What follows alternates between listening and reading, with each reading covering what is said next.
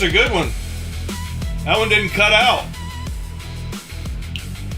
Hope y'all are all doing great this morning. I truly do.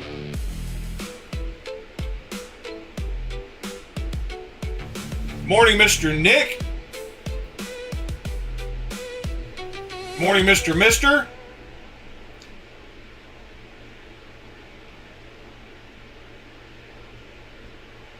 Let's see, who else? Good morning, Mr. TC Blades. Morning, Mr. Cliff. Good morning, Mr. Michael. Good morning, Mr. B. Shady.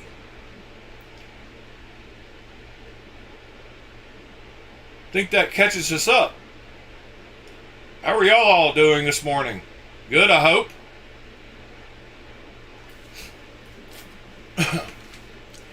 Good morning, Mr. Christopher Hinckley.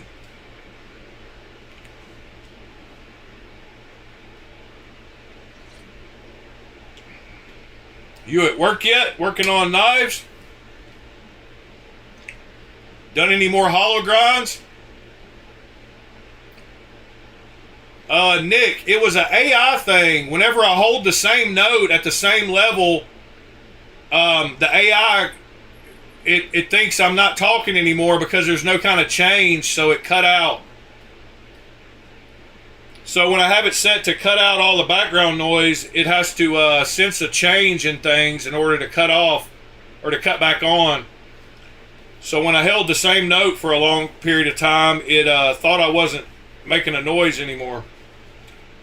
So now all I have to do is turn on the full microphone and it doesn't cut out. But now I will go back to the vocal only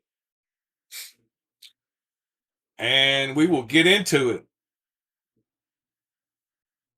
So, green screen. I pulled a repeat last night. I carried my Lemifshi Nirvana Integral and my Sage 5.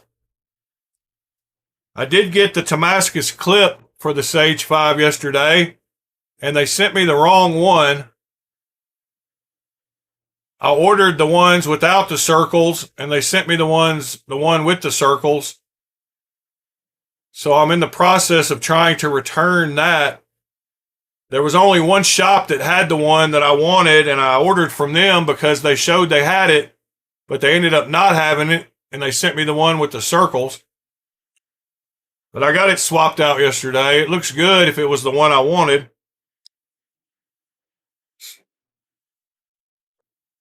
You might hollow grind your mule team today? Oh, that's awesome.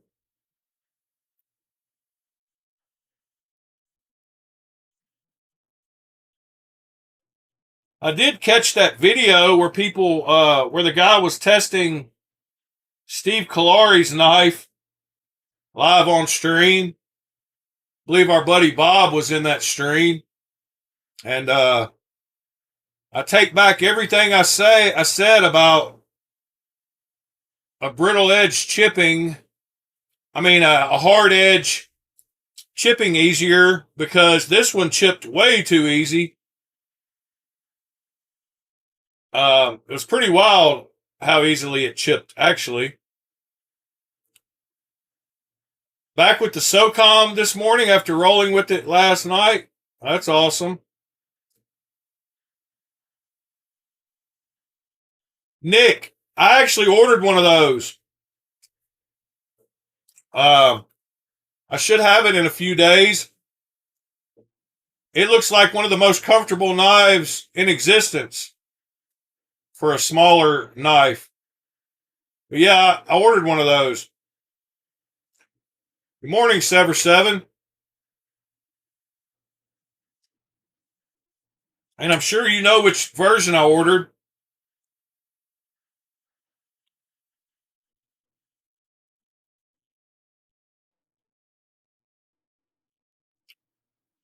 Yeah, I think Pete would love that knife too.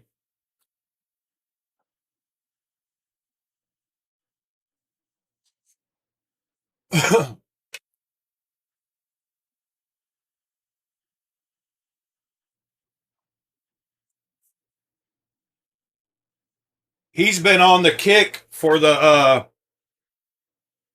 he's been like me trying to find the best smaller knives with a forward choil like that. The Becero is one of his favorites. And he got the Sleeper, which is another one. So I'm going to, for the next 10 days, starting yesterday, I'm going to pull out 10 of my favorite knives every day.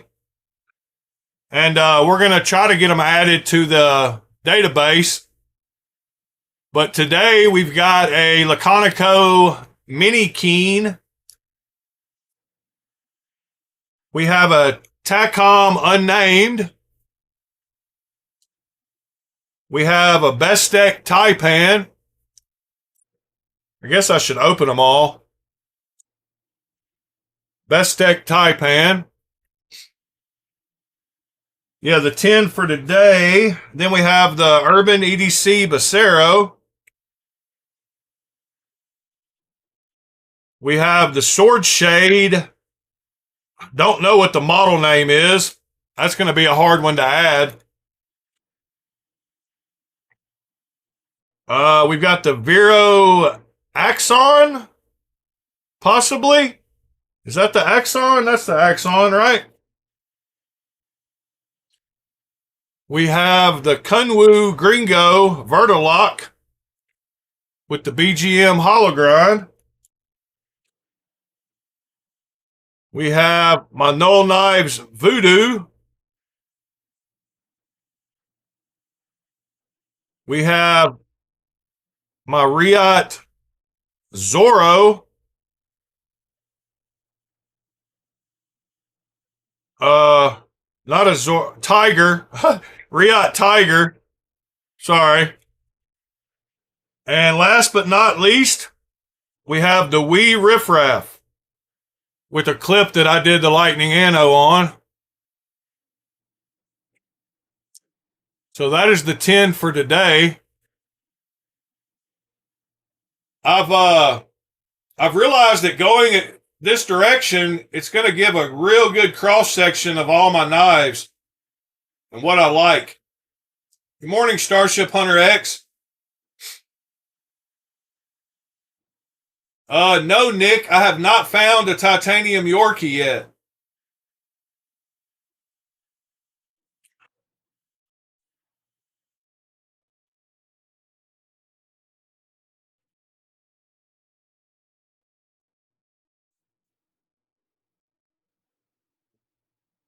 It's so funny to me. People on Reddit think that all I have is clones. When literally that whole table with 500 knives didn't have a single clone on it.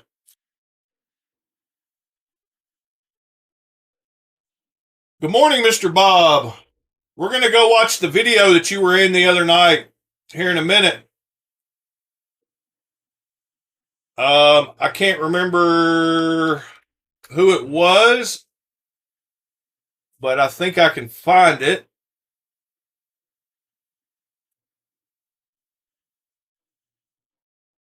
Let's see here.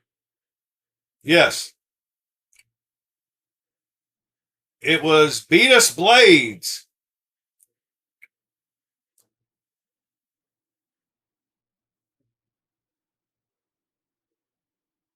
Beat Us Blades. Like I said, Mr. Bob was in the chat.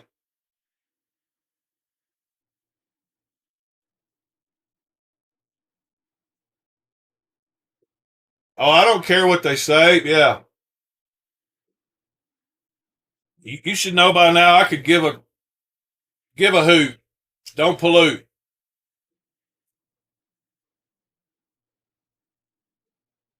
All right. Yeah, let's watch this video to start off today. I've been doing Instagram quite a bit here recently, so let's go check out this video. The headphones are on. Let's see.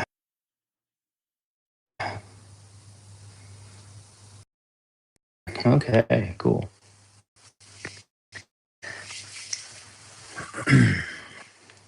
So today, just trying to showcase this knife right here. So this is the one that caught a little flack. There's a few others that have caught some flack too. I know nobody's here. We can wait. So this is the he Steve waits a Knives minute. knife. And he gets it out about right here.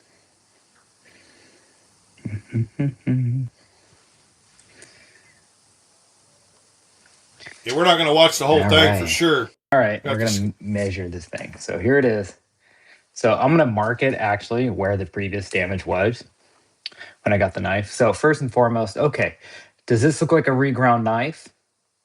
In my opinion, it does not, but let's look at something similar before we do this. So like I said, I got plenty of printouts. But we had that drop point version. Here is the original knife right here. So this is the drop point version of this one. This is the sheet foot drop point. I mean, does that to you guys look like it's been reground or the exact fucking same? God, this guy's such a dumb shit. Okay. And I mean that in the nicest way. I don't think he realizes it. Sometimes the loudest person in the room is that way for a reason, because nobody wants to listen. So here we go. So this is zeroed out. Okay. This one's also zeroed out too. And so we're going to go and mark the warp originally, right? Yeah, this is pretty wild. How easily this blade deforms and chips. And then the chip. Measuring BTE, we'll go right behind it. So as you can see, the warp is right here. It's not right there.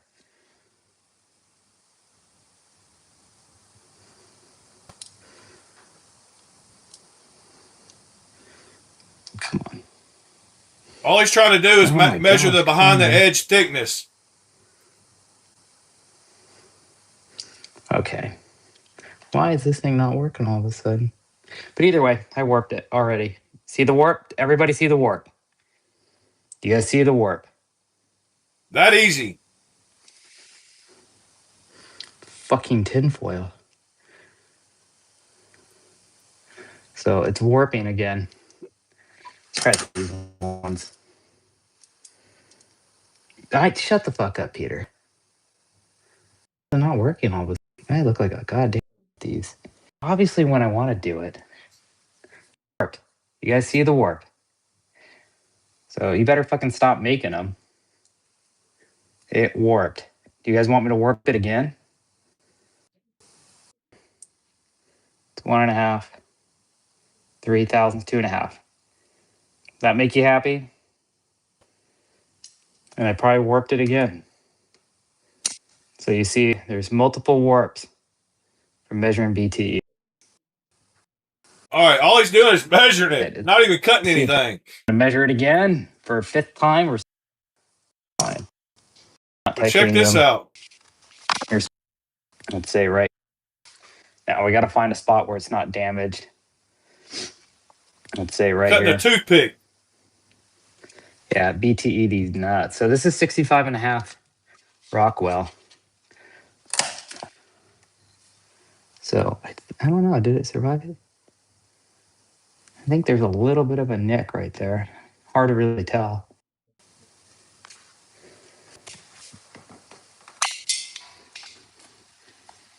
So yeah, it warped it. See that warp right here? That one. That's pretty wild. It made big stuff to cut. Yeah, that's like you know, it is really slicey. So I'll give it to you where he's coming from. It is.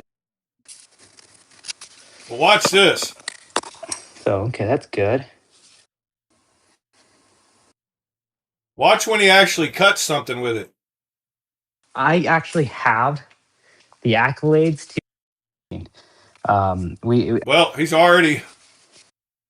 fucking shrill. Yeah. Oh yeah, right here is where he. Post. All right, watch this. You better fucking stop making knives after this. Oh my god. That almost hit me in the eye. Ha ha ha. Yeah, that's pretty crazy.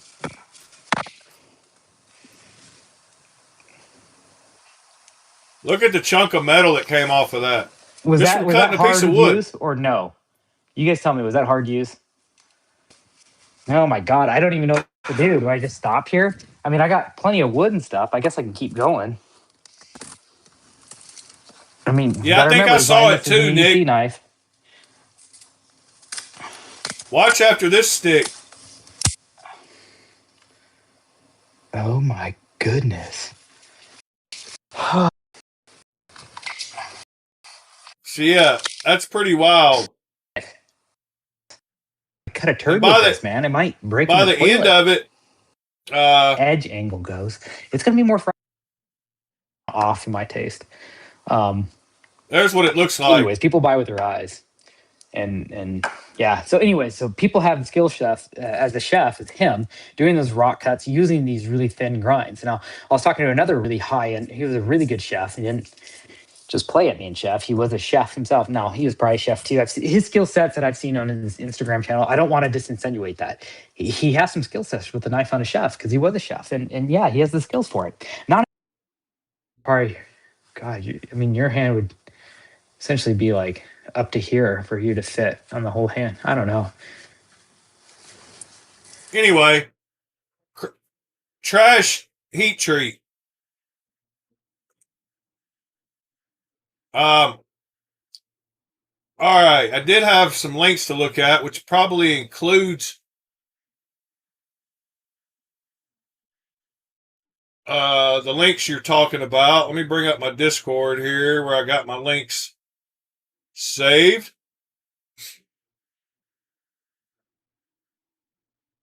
Let's go back here for a second.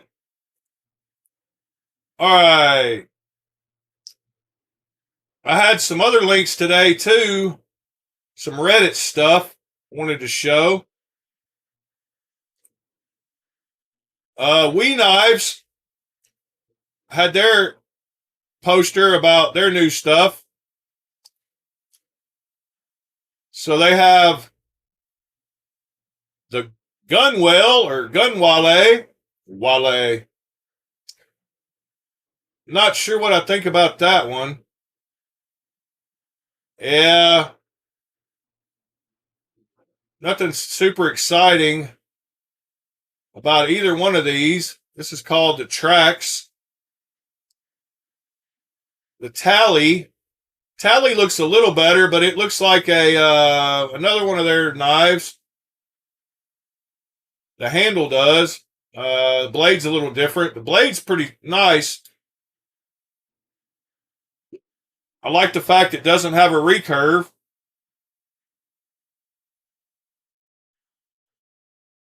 Y'all can't see. I did it again. At least I noticed it quick. The Gun Wale was nothing exciting. We'll go over that again. And it looks a lot like this one, the Trax, with a different blade. But the Tally, the handle looks like another one of their knives. But I like the blade shape. And like I said, I don't... Good morning, Mr. Robin. Have a good day, Cal.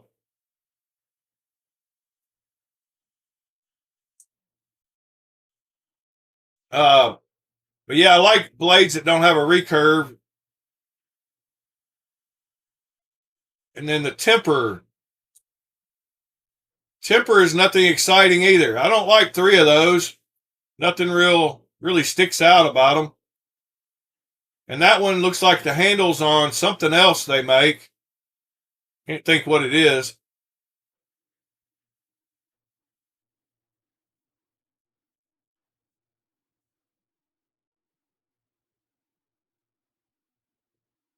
All right. What was the next link I had? Oh, this is a ProTech collab, so Nick will like this one. This is called the Land Shark, and I thought it looked super comfortable. Good size knife. Magna cut. I guess ProTech OEM'd it for him, possibly. This is Lucadia Blade Co. Lucadia Blade Co.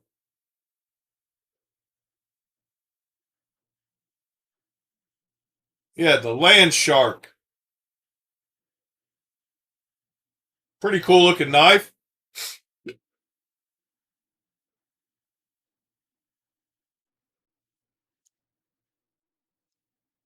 You got in a car accident, Robin? That's no good, buddy. Yeah, that one looks pretty cool. Then we have a Jake Hoback, which I haven't seen in a while. Again with the Damascus. But the handle match is good again. I don't like the gold. But the texture on the handle and the action on the knife looks super sick. Crossbar, though. I guess it's one of his custom Quaybacks.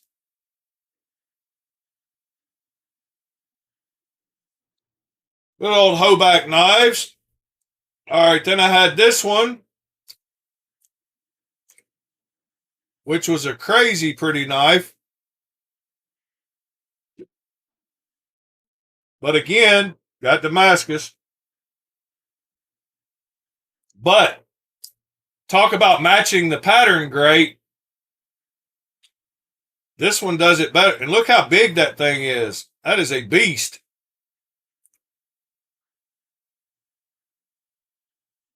That's pretty dang gorgeous.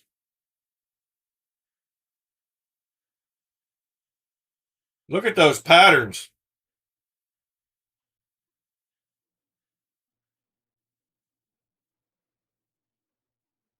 Oh, the black and white, black and silver backspacer is pretty sweet too. Wow. And that clip. Look at the gold inlay on the. Is that the screw? Is that how this clip is attached? That's probably like the threaded part. That's crazy. Yeah, that thing's beautiful.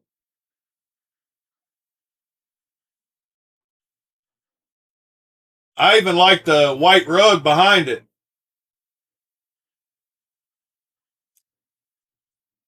What a big boy. So that is Sergey Bobkov Knives. Sergey.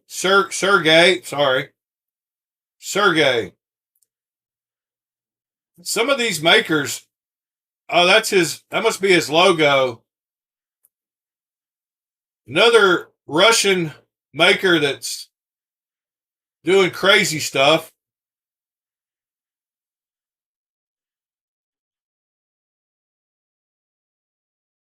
I'm telling you, Instagram's hooking me up on suggestions. I'm being able to see lots of new stuff I hadn't seen before. A lot of them's coming from the Russian guys and the Ukrainian guys. Coldflameknives.ru.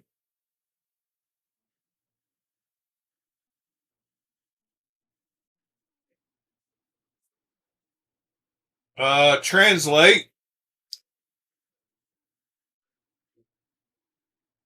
We are glad to welcome you on the main page, the gallery, the store. All right, here's the store. Let's see what the price is on some of these. 350,000 something or others.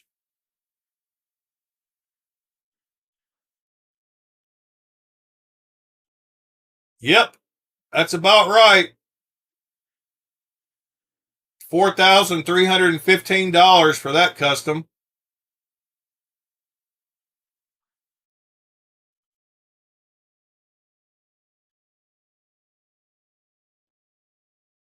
Pretty wild, pretty wild.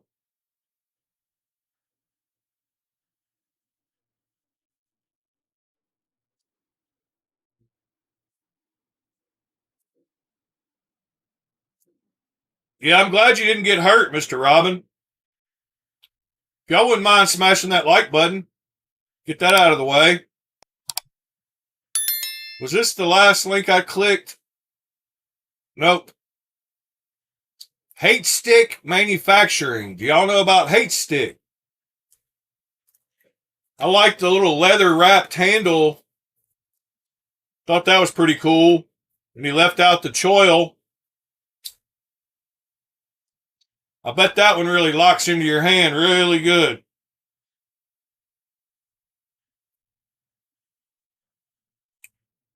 Yeah, that's a cool looking knife.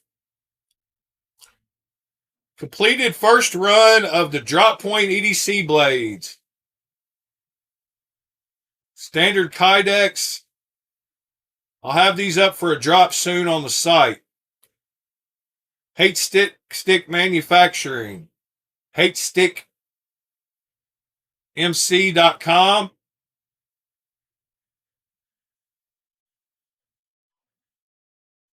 Oh yeah, we looked at, I think we might have looked at one of these glove box shorties. I don't know, that's pretty wild. That's pretty awesome, actually.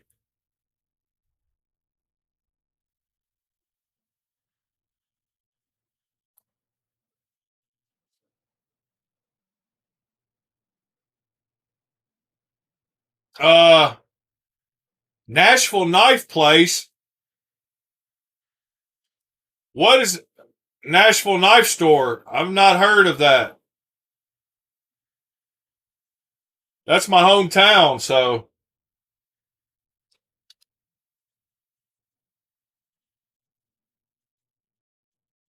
It's got to be somebody like Nashville Tactical Lounge. It's got to be a gun shop.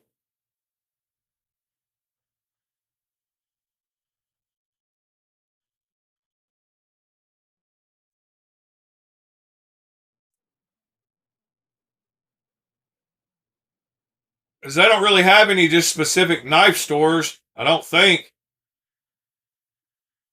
Nashville's premier gun and knife shop. This is probably it. And I have looked at that site. Morning, Brown Sugar.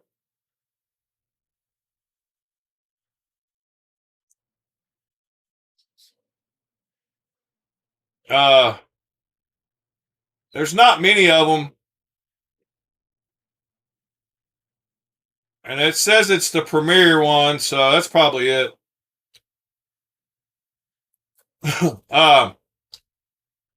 You're looking for a leather hammer at the moment? Or Cachipora? What is a Cachipora, B Shady? Whoops. Oh, okay. Now I know what I have one of those at work behind the desk for the ladies that work the front desk. I got one of those one of these. You need to get you an old real leather blackjack. Leather blackjack. Leather sap blackjack.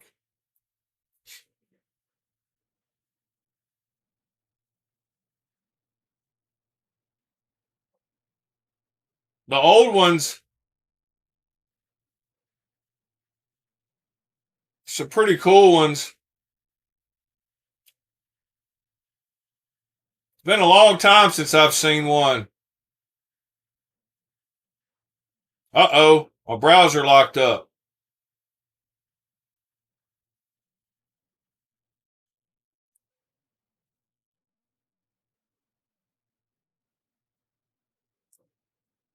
Yeah, that is weird, Michael.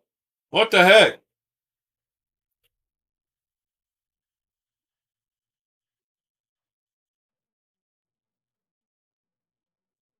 Is that his last name? Is his last name Arizona? Large blackjack, $24.95.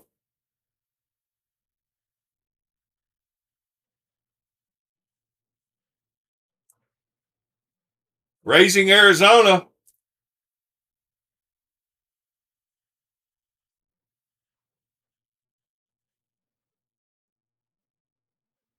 You want to get a custom one and get it all tooled up? Yeah, that one I showed on this guy's site looked pretty cool. I bet he could hook you up.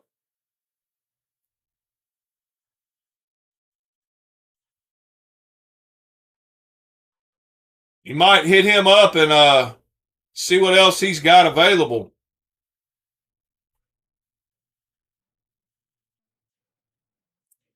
Or what he might be able to come up with. Maybe you could talk to him about making something. Spiky ball. 16-inch. That's pretty wild.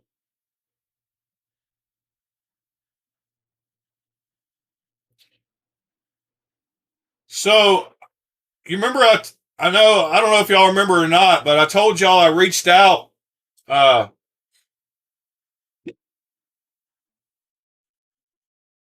a lady owns it? Julie McGuire, huh? Uh, so y'all know I reached out to the guy at Mirror Necks, and he told me he was going to send me a version to check out of his new, whenever he got a new release in. Um, well, he emailed me out of the blue last night and told me something cool. He asked me, so he had a customer order this knife, and the customer made a mistake and meant to order this knife with a clip. So this actual version doesn't have a clip, but he makes one that does. So the guy, is it Asu? I think his name is Asu. Can't remember. Dang it. I should remember his name. Um, anyway, he asked me if it would be cool if he sent me. Yeah, his name is Asu Fing. Anyway, he asked me if he could send me this knife instead of having the guy try to send it back to China. So he's going to have the guy send me this knife, and he's going to send the guy a new knife with a clip. So basically, he's just sending me this one as like a return service, which would be pretty cool if he started sending them all to me, because he can't get knives sent back to him in China. But anyway, I got one of these coming from a guy that's shipping it to me instead of back to him, blah, blah, blah. And I watched a video on this knife last night, and I gained mad respect for Rochambeau, because he did an awesome video on this knife, and it was done very tastefully. And I liked everything he said about it.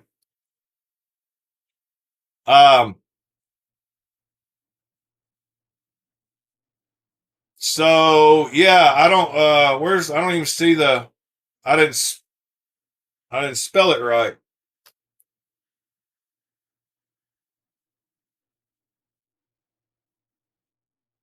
Well,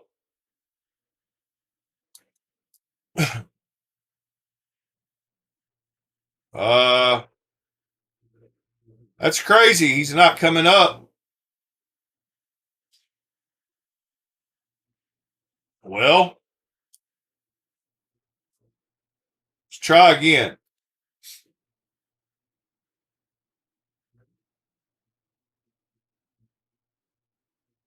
Why is his video not coming up? And how do you spell his name? I thought I spelt it right.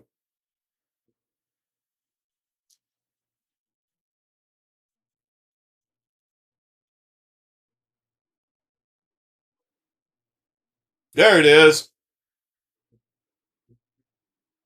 So he did an awesome video on this knife. Someone asked me a question the other day that I'd heard before, but for the first time in a handful of years, it really I just made want me y'all think to about the why behind this hobby and to how watch the far intro down of the this rabbit hole have I really and how gone. great The a question job is a he simple did. one.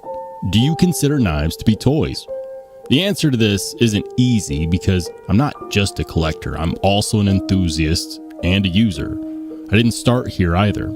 I started like many people thinking that a nice knife was a $20 CRKT from Ace Hardware.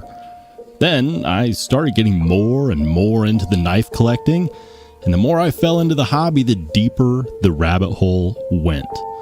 All of a sudden, the steel mattered, the design mattered, and sometimes it was clear who a knife was for, and sometimes it wasn't. Sometimes the knife didn't make any sense at all, and yet there I was, finding myself lost in knife design and elements of steel, sometimes for hours. To me, a knife is many things. It's a tool, it's a toy, it's fun and complex, yet sometimes it's just beautiful and elegant.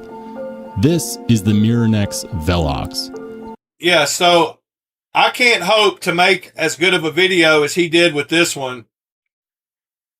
But man, it's something to aspire to. A knife that simultaneously has left me stricken, but also confused. Who is this knife for? How does it exist? And more importantly, how do I make content around something that, despite years of handling and critiquing knives, has left me speechless?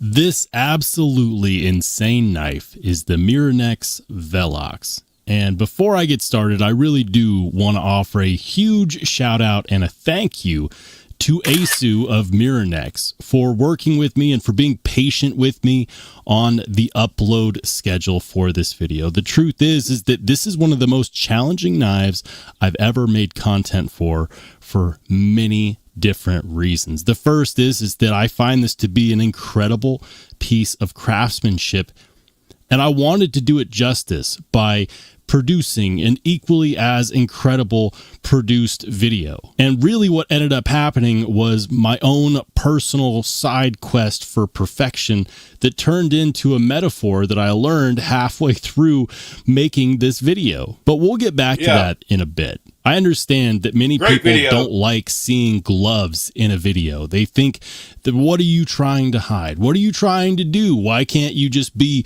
more manly? Why can't you just take off the gloves and get those fingerprints on that gorgeous mirror finish? And I will take off the gloves, but for now, I'm not going to, because I want to highlight just how absolutely stunning the Velox is. Most people have seen or held a knife with a mirror polished blade.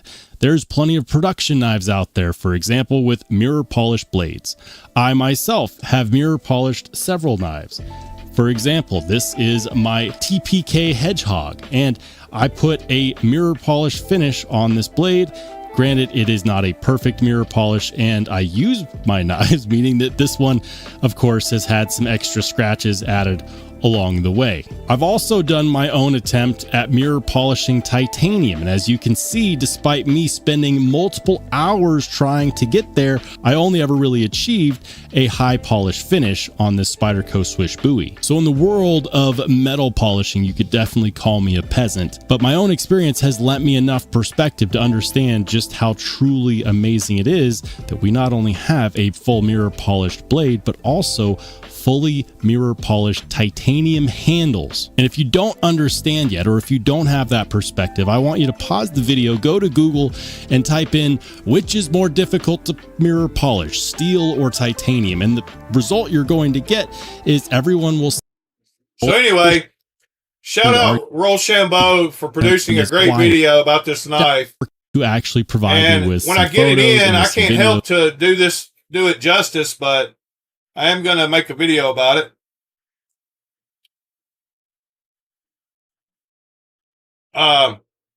And he talks about the flaws of this knife, you know, which is great. He talks about that the ergos aren't great. Luster.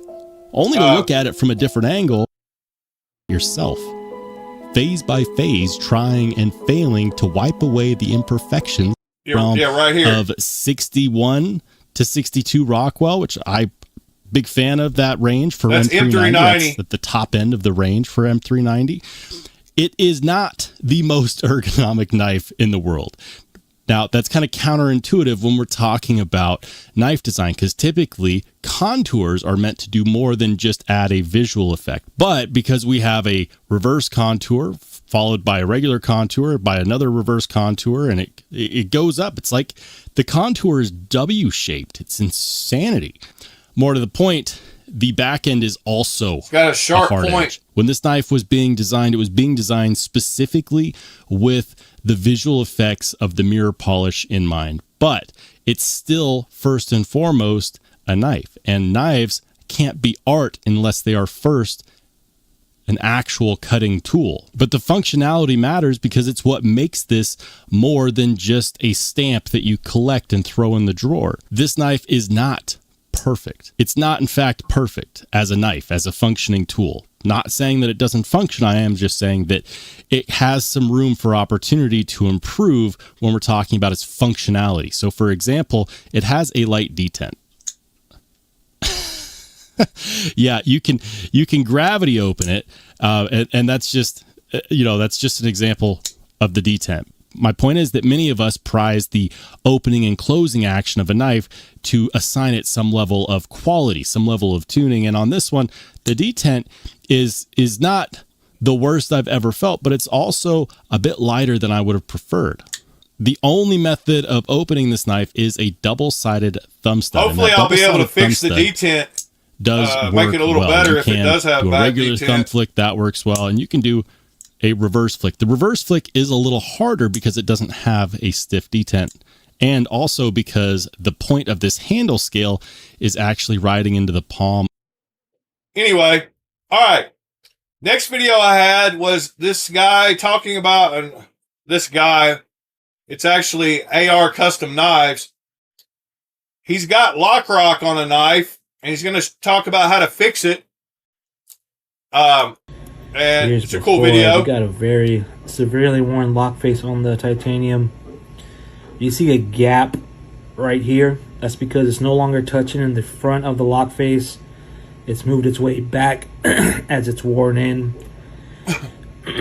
As you can tell when I open it more, that's a nice contact in the front. But as it wears in, that front lock area engagement disappears. It shifts back, and then we get some nasty lock rock right there. So we're gonna fix it with a larger stop pin. We'll take it back to this area where we get nice frontal contact area on the lock. It'll get rid of that lock rock. Also, once your lock initially wears in, you get that angle worn in, it actually becomes stronger over time because the surface area increases. All you got to do is set it back to over here with that increased surface area of the worn, and it'll be nice and good for quite a long time. Alright, so I did make a pen 10 thou oversize, but we still have a little bit of gap in the front area of the lock. But now we actually are getting touching here in the front, but look, it's getting touching here, right where you press in the detent ball. Whenever you press a ball into titanium around it, it pushes it out a little bit. So the lock's touching more here than it is in the front. So it's gonna take a little bit of hand work on this because I can't really go much bigger on the pin. 10,000s about the max before you start worrying about the blade sticking out too much. All right, and then I have part 2 of that video, which is right here.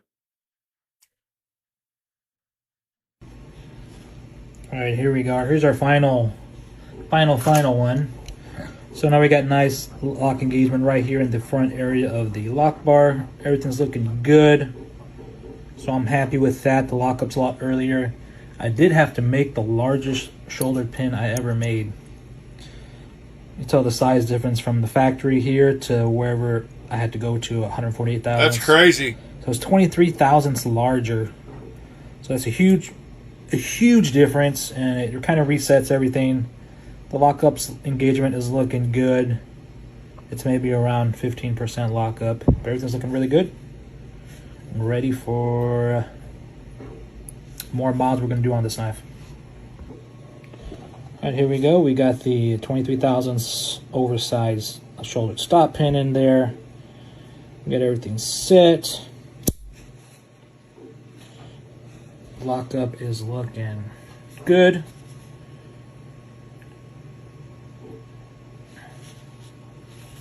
Put some pressure on the spine here. Everything's looking good. No lock rock, everything feels solid. Yeah. It's ready for the mods we're going to do, and then we'll get it all back. So he had to increase the stop pin size to push the blade more forward where it would engage the lock face. I hope y'all understand what that did. All right. Space Monkey Knives. I'm really digging some of their stuff too. I really like this knife. I like the front flipper on it. I like the blade hole. Like the blade shape. Cool looking knife. Don't know what it is. Oh, it's his Aode. Available tomorrow in his Facebook group. And that would mean today. So 7 p.m. Central Time. Speaking of the knife that Nick mentioned earlier, the Mini Thai Mastiff does look like an amazing knife. Open and closed. That's the version I got. But man, what an awesome forward choil.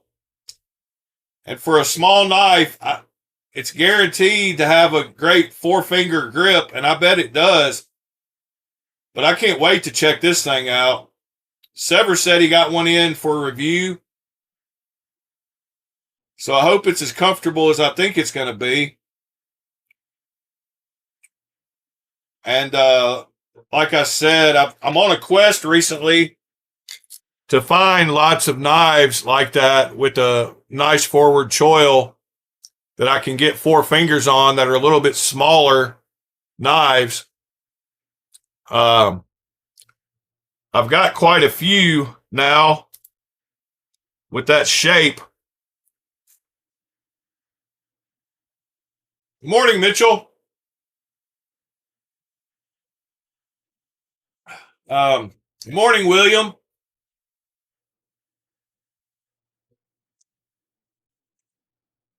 I think that's about everybody.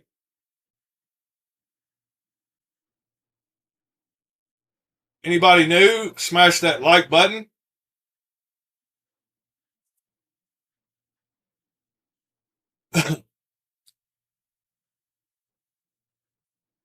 Why does it look like unmilled blade in most pics and then bam, milled blade? Don't know. Because the milling is hard to see on knives. I could show you on my cedar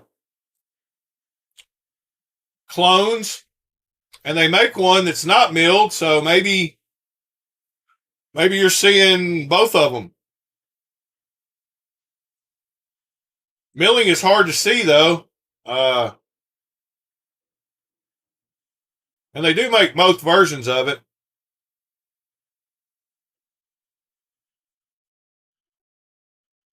It's $10 more for the milling. I would prefer the milling.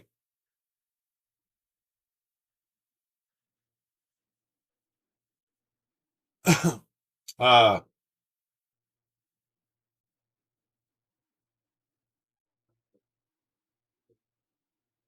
right. Yeah, most all Ferrum Forge do have that shape, Nick. You're right. Let's see what else I had this morning. Oh, yeah. This is a super cool engineered product this guy made. Hey, guys. So this is a stone holder that you can attach to a Sawzall for hand sanding with Ketuo on knives. You know that I'm a huge fan of using mold polishing stones in the SL stone holder. It helps so much to make the process go faster. One of the downsides with the 3D prints, though, was they can crack and break with the oils and stuff over time, and the pressure.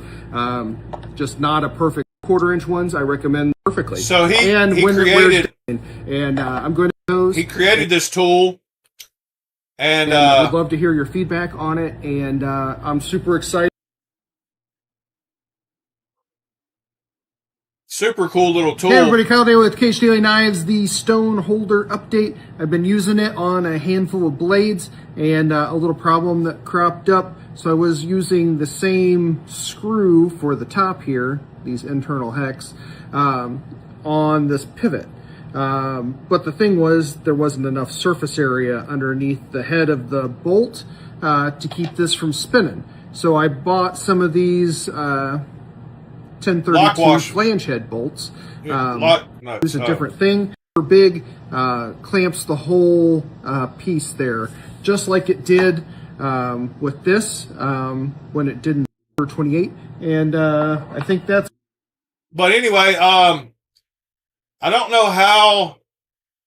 Can you find where other people tag him? Because I watched a video of a guy using it. Is there a... And now I don't remember where the video was that I watched.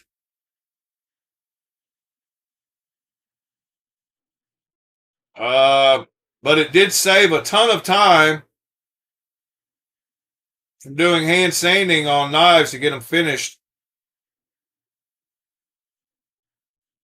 I should have bookmarked the link that led me to this invention.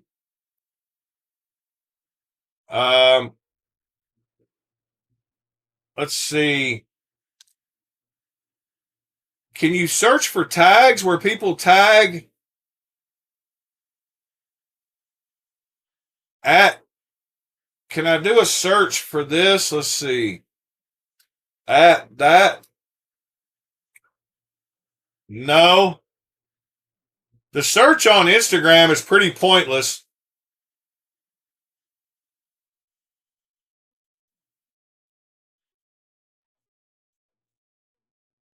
But anyway, it works with a reciprocating saw.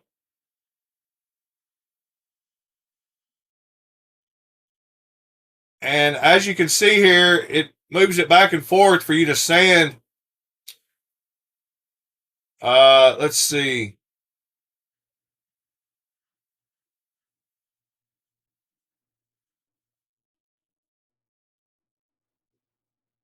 And I wish I knew the person that did that video.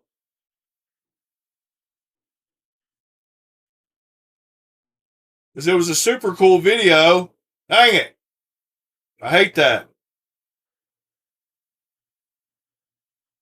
Your buddy Christopher chimed in. Case Knives. Talking about hand sanding can cause syndrome and to be careful. JT Blade Works. One of these people, this is it right here. Awesome. Yeah, this is the video I saw that led me to checking out. But man, being able to do that with the Sawzall is so awesome.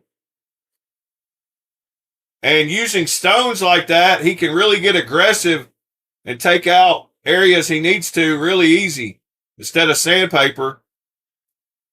So you use diamond stones.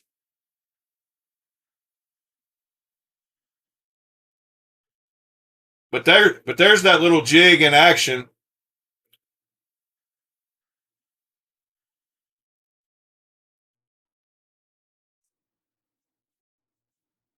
So that's super cool.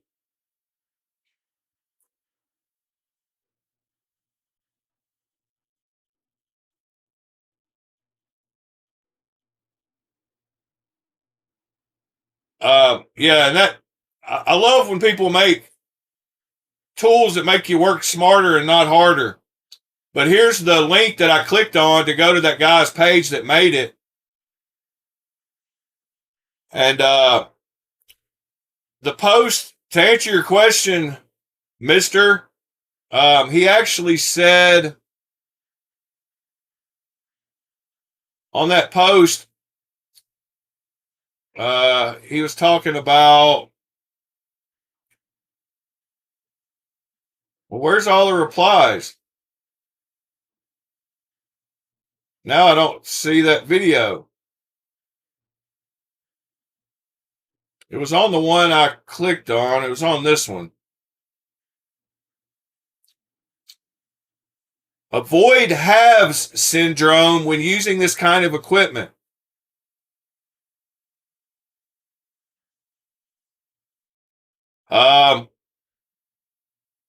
He says, after using systems like this for 5+ years now for hand sanding, I have become very careful about micro trauma caused by prolonged exposure.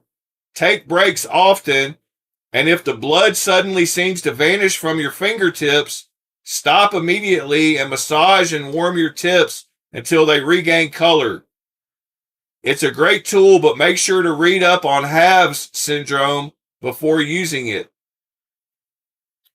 So halves syndrome is what he was talking about. Hand-arm vibration syndrome. So when you use something that vibrates like that, it can mess up your blood flow and give you the halves syndrome. And yeah, if your fingers start looking like that, stop immediately.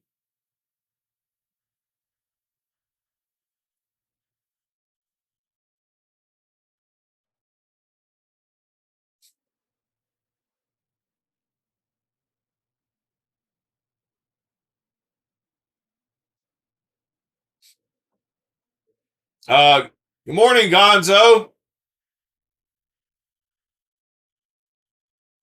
But yeah, if you get fingertips like that, stop. All right, I went ahead and opened 5 links here at the beginning, before I started the stream, of 5 of the first knives that I have on the table here.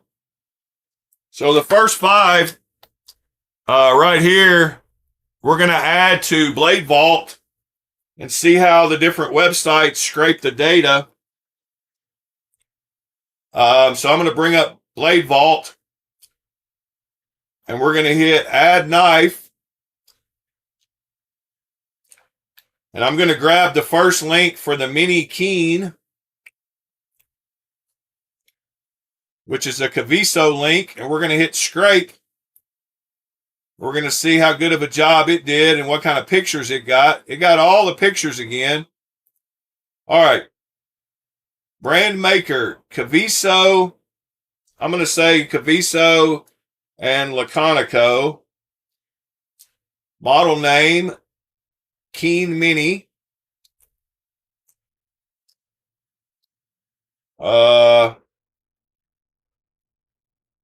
S35VN. Yeah, $125 was the price. 6.71 inches. Blade length, 2.88. Weight 2.6 ounces.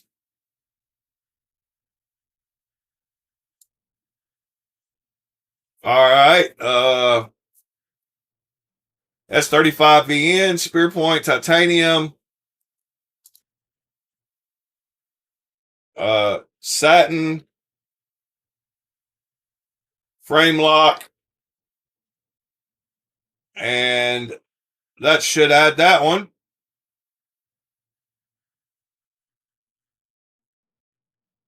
With all the pictures it grabs, it takes a minute to save it.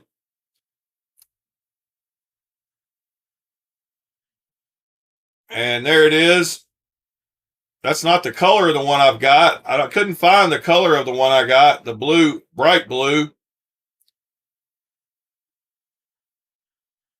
All right, add knife. We'll go to the second one here, which was the tack knives, unnamed. Let's add it and see how tack knives does on the scrape. All right, tack knives, unnamed folder.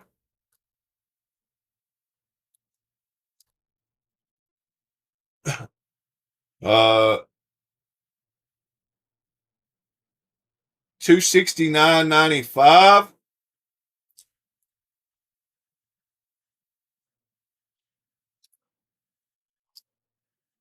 Eight inches, 3.4-inch blade, 3.2, 4.9 ounces. Got all that. Magna cut, Warncliffe, stonewash, titanium. I'm going to call it a plunge lock because that's what it is. And I'm going to hit save. All right. Tack Knives does a pretty good job. All right. Third one we had was the Bestech Taipan. Hit add knife. See how Bestech site does.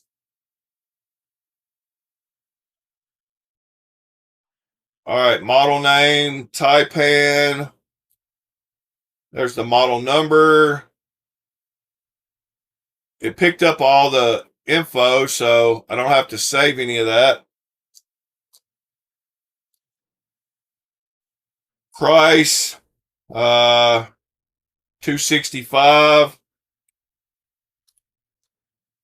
8.3, 3.7, 107.5 grams.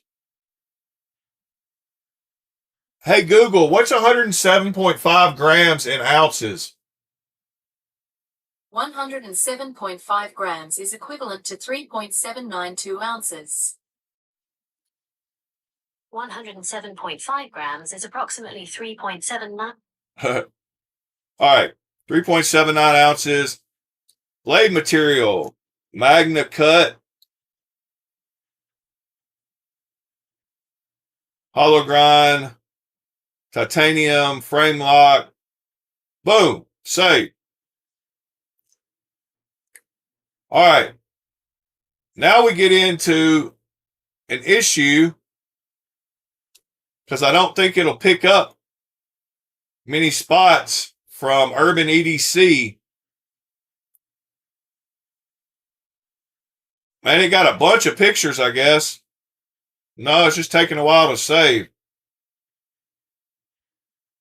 Come on, save.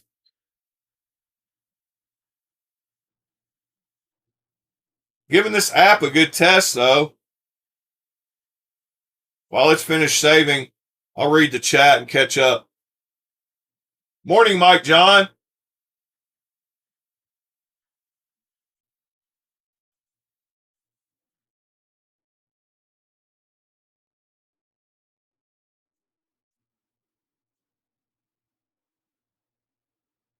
Morning, Mr. Laid Off Pete.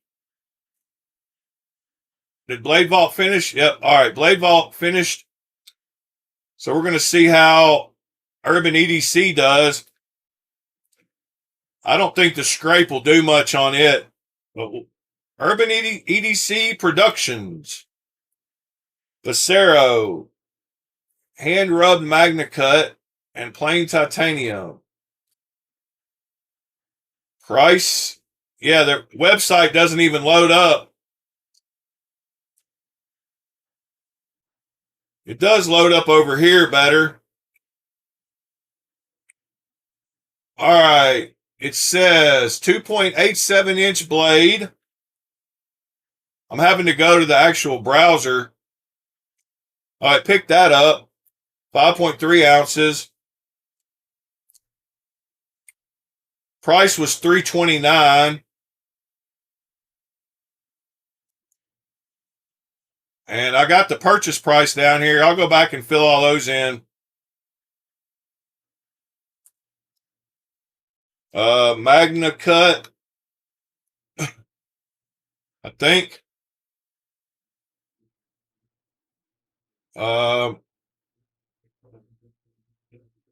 Let's see.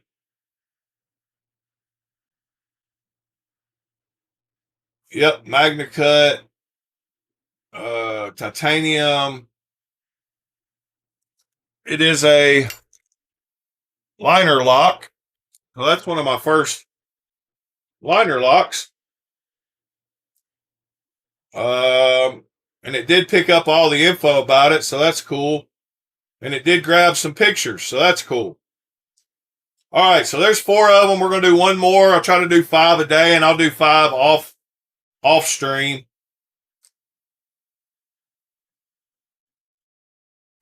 So the Becerro is added.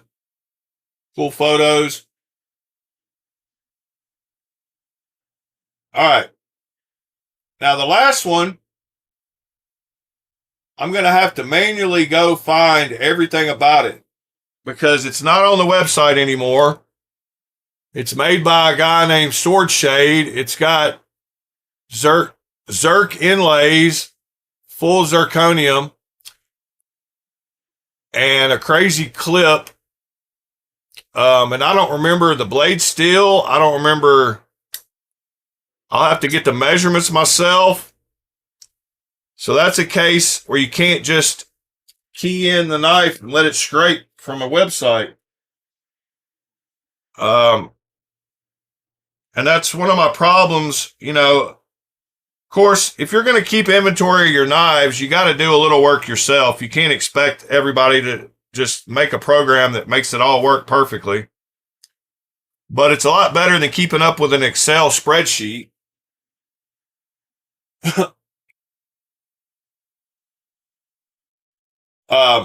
Blade Vault is a free program that you can download to keep up with your inventory. And it lets you compare them all, search them all. It keeps a list of them over there. You can favorite some. It pulls in all the info from the websites and gives you a bunch of pictures from the websites. It's a knife inventory management system, knife collection system. And let's see, about, you can check for updates. And here's his GitHub. Let me see. His GitHub is right here, and I believe it's Blade Vault.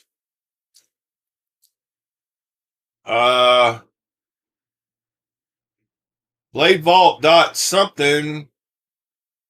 Blade Vault .pro is where you can download it for free. And it lives locally on your computer. It's not an app.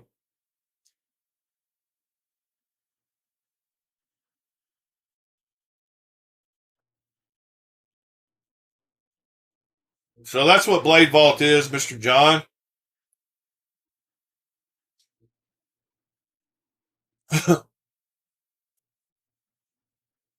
So I'm going to try to get 10 added per day, and I guess I'll do 5 on stream and 5 off stream. But we're going to be going through 10 of my favorite knives for the next 9 days until we finish this case.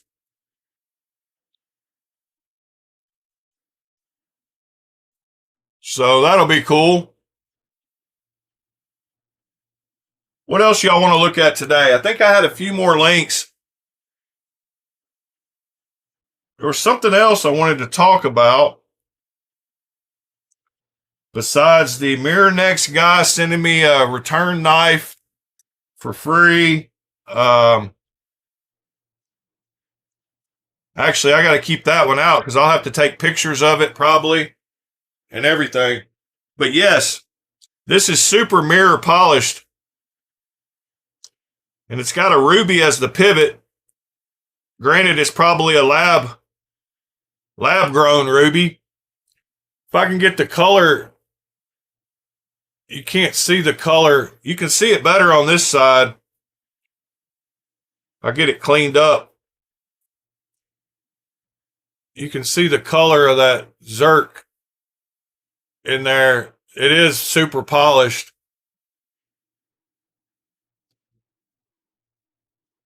Anyway.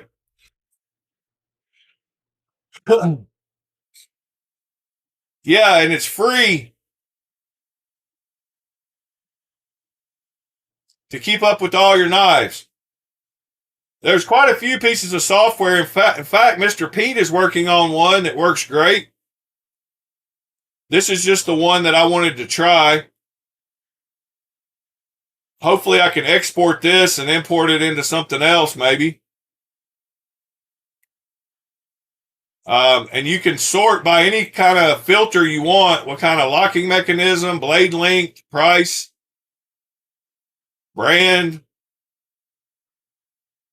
handle material. And you can add extra fields. So right here, you can go to the custom fields. And I added one that's a purchase price. And you can set it to either text, number, or date. And you can add as many custom fields as you want to. So you can put a sold price if you sell it. See if you make money. It's got automatic cloud backup to your Google Cloud. It's got a local storage folder also. Pretty cool.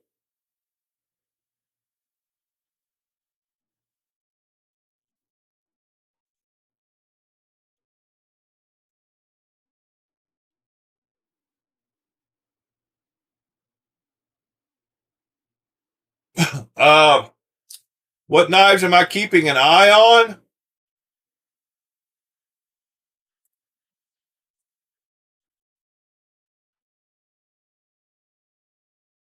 I haven't, I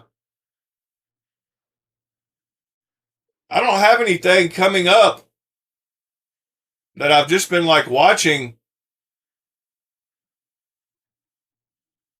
and waiting on.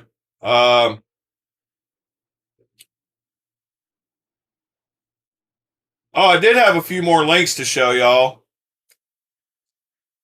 That stone holder. Okay, that was the last one I did. And we had been wondering about that REK compression mod that he made that we talked about. It was super cool. It attached with a screw. And here's an installation of it. We kind of wanted to see how that worked. And I like it. It wraps around and fits around on the end so it locates itself. It's held in with that little screw. And it's a lot better than gluing one in. But that's that REK compression made easy CME button that I think looks way better than the big block. And the way it attaches, you don't have to just super glue it on. So I was wanting to see what it looked like. All right. Here's that knife from the guy that made it, but it doesn't give me any info about it. But this is this, and you can see the color of that Zerk good when it's outdoors like that. You see the oil slick?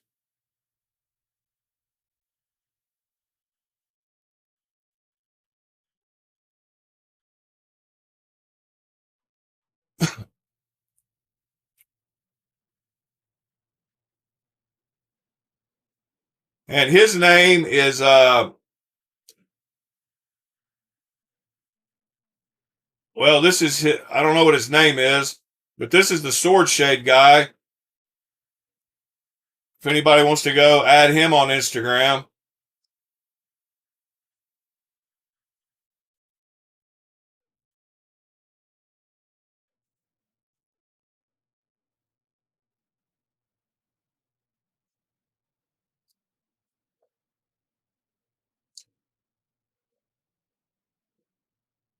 Okay, Mr. Cliff, I'll go check that out.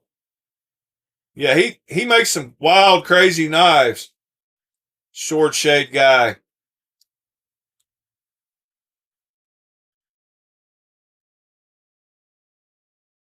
Almost done. He says on this one, startled wild goose. I don't know what that means. Maybe in the video he startled one? Or is that the name of the knife? The wild goose. I didn't hear the audio, so I didn't know if he startled a wild goose literally. I doubt it. It's probably something lost in translation.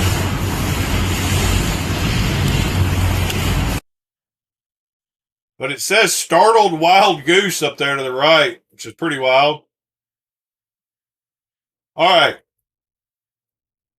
Compression made easy. What else did I have? Oh, yeah, a new night mooring design coming soon to Tucson. A new Tucson fixed blade night mooring, which looks pretty cool. Looks pretty easy to manufacture. No real frills. Got a Damascus guard.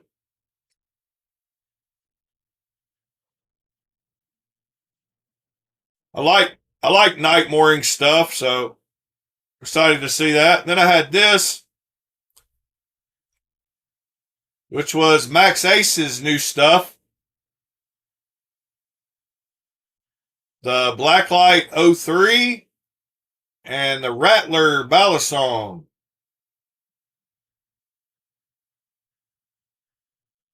Looks like a nice bally, if there is such a thing.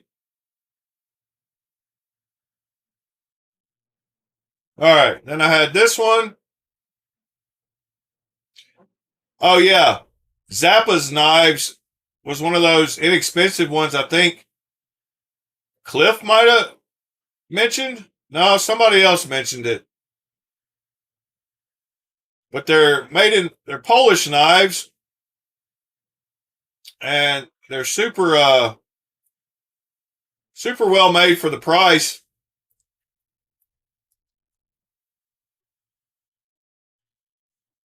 Yeah, Polish Custom Knives sells them. And they're only like 75, 80 bucks. Some Polish made knives. So I ran across, it suggested that I add them on Instagram, so I did that. Something I want to check out eventually, as far as fixed blades go. Oh, I did get an update from Odenwolf. They are sending those two knives that that chick, Emily, what's her name? Heck, I don't know.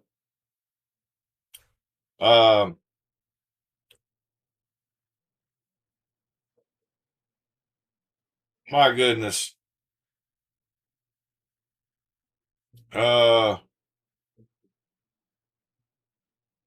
Lily.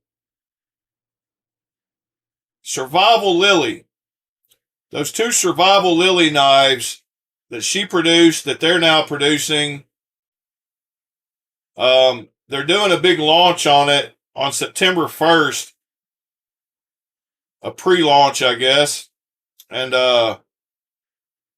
They are still sending me those. I think I might send one to Mr. Cliff to test for us, to shoot some video of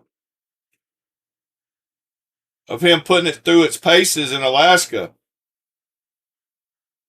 They're going to send me both versions of it. They look like this. There's my links channel that I save for myself. But here's the 2 survival lily knives that they're doing. They're sending me those.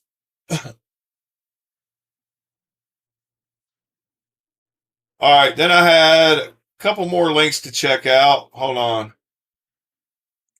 That just reminded me of that knife when I saw those fixed blades. All right, this was super cool. Nathan's Knives wanted to make a new, I don't know what the audio is on this. Yeah, it's got music. He wanted to make a new handle for this because it's one of his favorite knives. So this is shout out Brown Sugar. She's wanting to make some handles. So he got some pieces of some super cool material, and he worked them and sanded them. He got them to fit. He used his Dremel and oiled them up, reassembled the knife, and made his own custom handles for that knife. Looks awesome.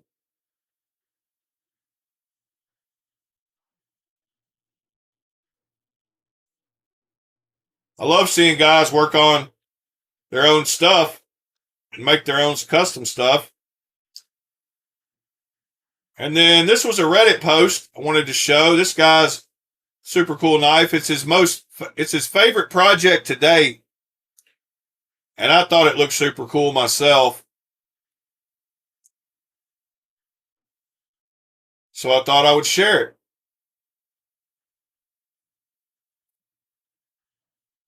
I don't have any like really super nice fixed blades that look like they could be carried by royalty in the 1700s. I don't have any with a big guard like that and kind of reminds you of the old days. That one does look nice. This was from this guy who has an Instagram, Ambrose Volkovsky. So yeah, let me follow him.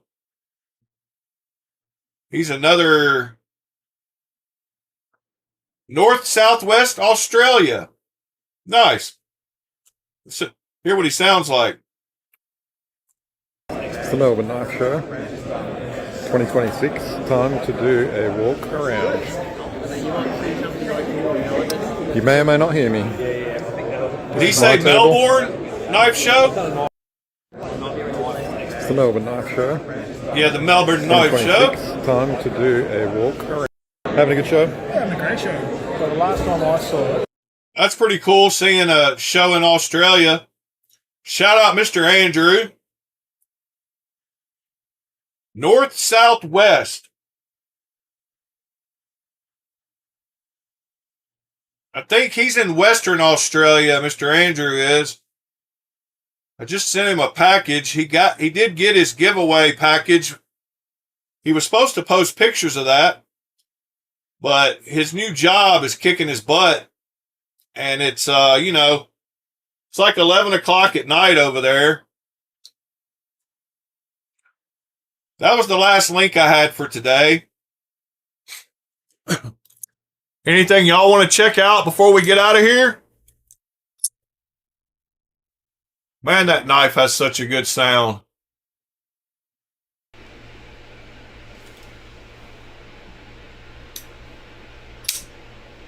Love that sound. That one has a pretty good one too. And that LS2 is still, I hadn't taken this knife apart because I'm scared I'll ruin the action, because it's got perfect action as it is. I think I might try my hands at mirror polishing this blade. I've done a few good mirror polishes. I got lucky on a Rosie and did a mirror polished titanium. I actually sold it. I did get it super shiny, and I got the blade on it good and mirror polished. But the action on this thing is just sick. So is the sound. The action on this one's great too. Something about acoustics. This one has like a snappy. What does the Axon sound like? Oh, it's kind of dull. What about the Tiger? Got that Riot thwack.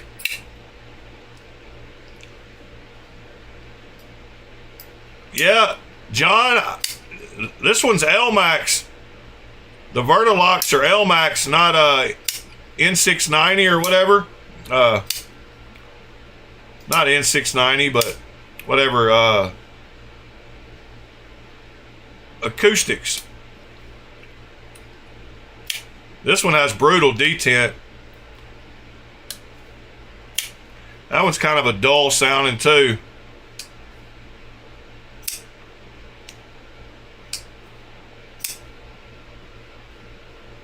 That Riff Raff is a cool knife. All right, anything y'all want to look at today before we head out? Oh, you got the Strand L in? You're in love? Yeah, Mr. Aaron on the Discord with some super bangers. He just got one in. He got the new Vosteed in and the new Strand L in. The Thunderbird V and the QC Strand L. I saw it yesterday. He gets so many great knives. He just got a CKF Lex.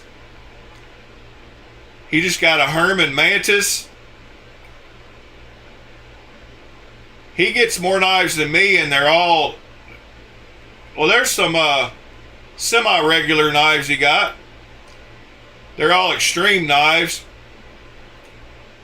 Trevor Berger and a Simeon Rhinox. Crazy collection. Quantum and the new Morgan ZT 017 and a Lamia. Riot. Shout out to Aaron. Aaron's got... Yeah, I don't know if he buys them and sells them or not. I haven't talked to him much. But yeah, that Brimwolf, he's got some crazy stuff. But I noticed he got one of those too, Sever.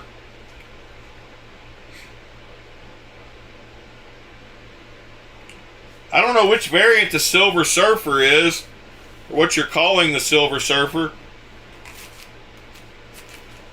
I thought that was a Rosie pattern.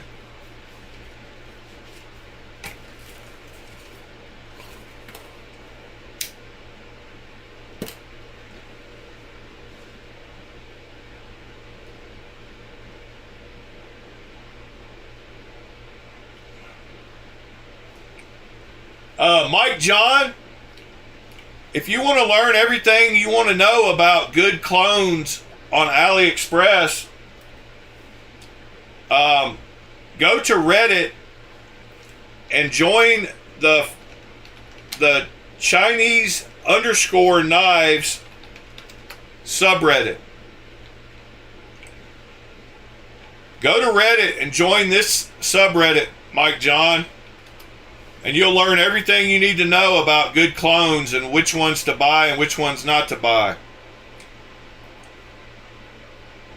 And you'll learn real quick which ones are the best, like I said.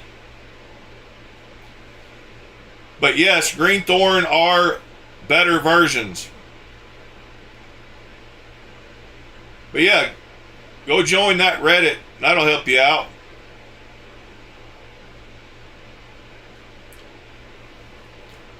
I love every single one of my Greenthorns.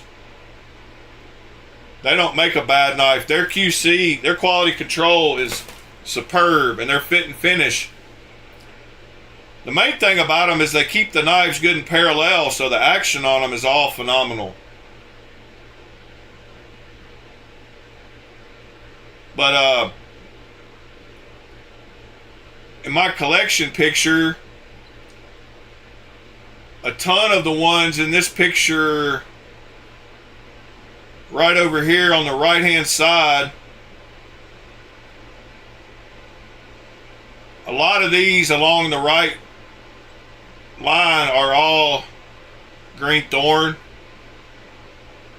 Some of them are Canandia, and they do a lot of Shiro knives. Greenthorn doesn't do a wide range of knives. They focus mainly on Shirogorov for the most part.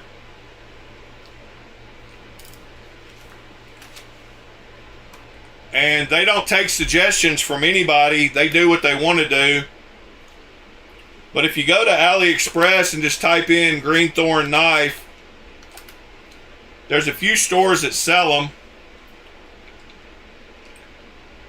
They do make some CRKs and the occasional other stuff, but a lot of their knives are Shirogorov.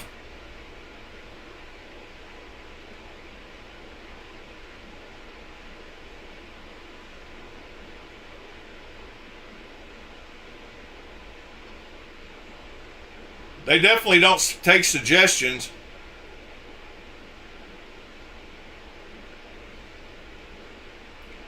Alright, well, nobody else gave me nothing they wanted to look at, so we're going to end this one up. Hope y'all have a great Tuesday. I've got 2 knives arriving today. Sever, I think you've probably got one arriving today that's the same as one I got arriving today. Have you checked to see if anything is out for delivery today to you, Sever? I think we might be getting the same knives today. I'm going to try to beat you to the unboxing. I'm just joking. But I am going to put an unboxing out as soon as I get it this afternoon. Oh, did I look at that chisel? I did not, Michael. Would you mind posting the link again? We'll go look at it right now.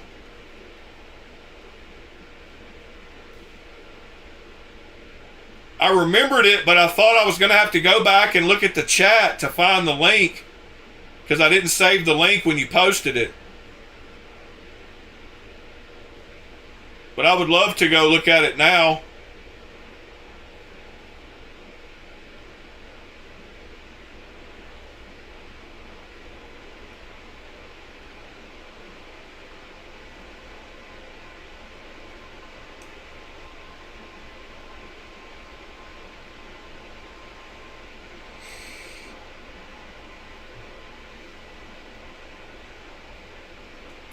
Brown Sugar, have a great day too, ma'am. If you want to hang out and look at this chisel, about to check out a video from Mr. Michael.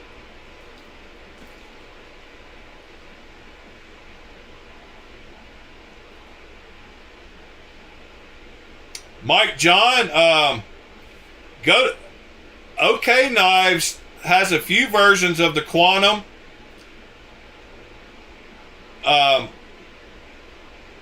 They have this one and this one. I've got both of these, and that one's $55 for a titanium, the E-Knives version, and this one's $58. But if you want to check those out, you can go to that site too.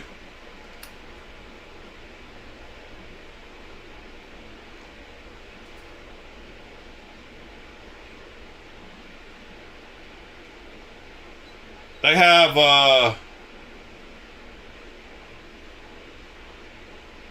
a few of them too.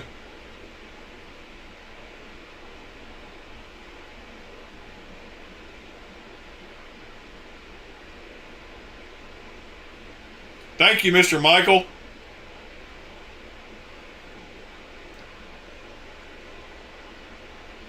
So didn't you say... In today's video, I'm going to make a chisel, but not a regular one. It's going to be pretty fancy. I'm going to make it from this... Pask Makes is one of my favorite makers on the entire internet. Damascus that my mate and Mastersmith Jackson Rumble made. He gave it to me a few years ago, and I've been waiting to use it on something special. The handle will be made of ivory micarta instead of real ivory, with twisted flutes and a silver inlay. It definitely won't be for everyday use. This one's just about the enjoyment of making it and trying to make something special using a few techniques that I haven't tried before. Yeah, I love Pask. I'm repurposing the front cover of the notebook that I just cut up as a smooth surface to work on. I've not made micarta before, but it looks pretty straightforward. It's basically coating each piece of paper with epoxy, stack them together, and then put some pressure on it while it sets.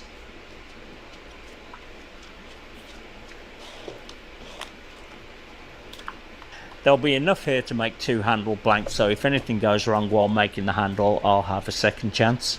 I'll wrap them in a fresh sheet of greaseproof paper and put them in the form.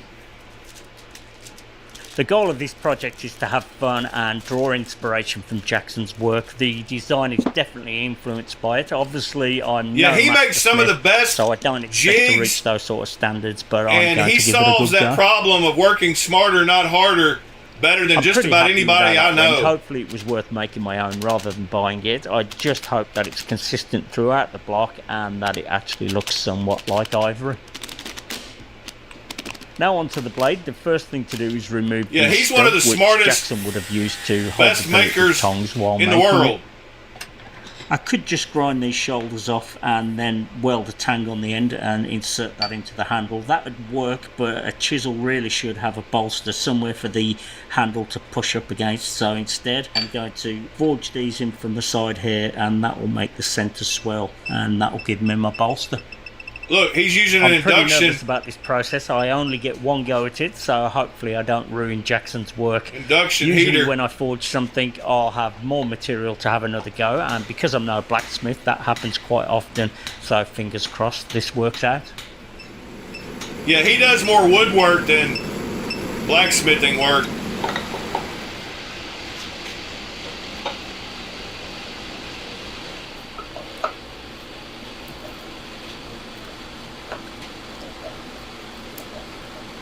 That's the bolster section formed. Now I'll neck down the neck section and will need refining, which I'll do later on the lathe. I should mention that there's a section on the end of the bar which isn't patterned.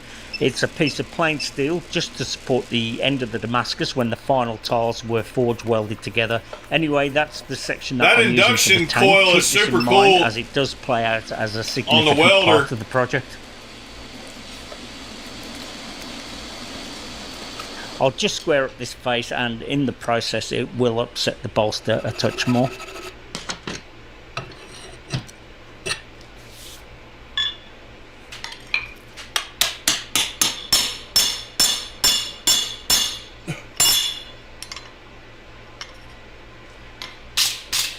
That seemed to go well, and I don't think that I ruined anything, so next I'll grind the main section. I want to square it up so I can reference off it for the rest of the build. My surface grinder is a very basic model and doesn't have any adjustable stops, so I swapped out the pin that stops the table at the end of the travel with a piece of aluminium. This gives me a bit more room to get the grinding wheel over where I need it.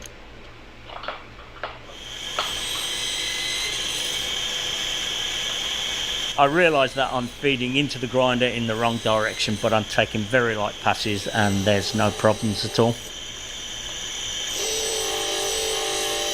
This I find the time I may wreck. Such a great maker. I just can't give him enough props. And I mentioned him a couple of weeks ago on one of the streams. I asked if anybody had heard of past makes.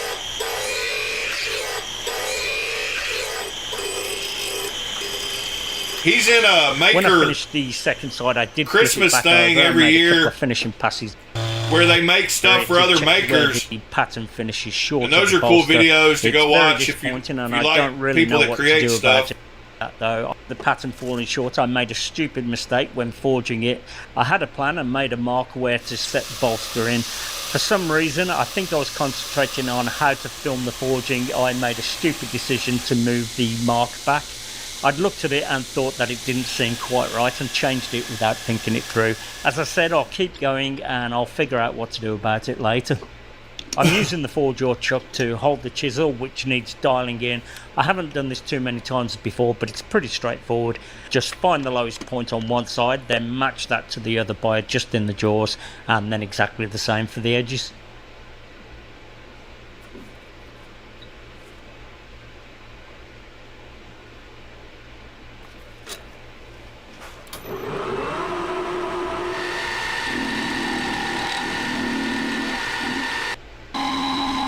Super cool. Look of it there.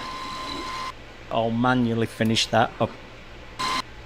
Cutting it without. All right, we're gonna have to skip through this, or we're gonna be here for an hour. Cool. I'll finish the transition from the flat into the bolster. I'll do that with the integral bolster attachment on my Broadbeck grinder. I've milled a piece of scrap aluminium to bridge over the belt, which I can use as a stop. This should give me a clean grind and repeatable on both sides. I'm putting no pressure onto the main flat area, so that doesn't get ground at all, just the transition.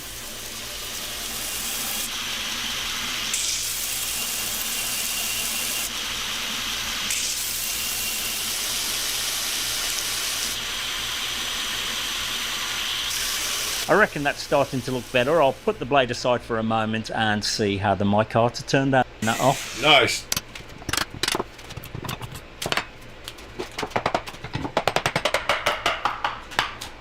I wasn't expecting it to come out so easy, and the form could be used again with a new bolt.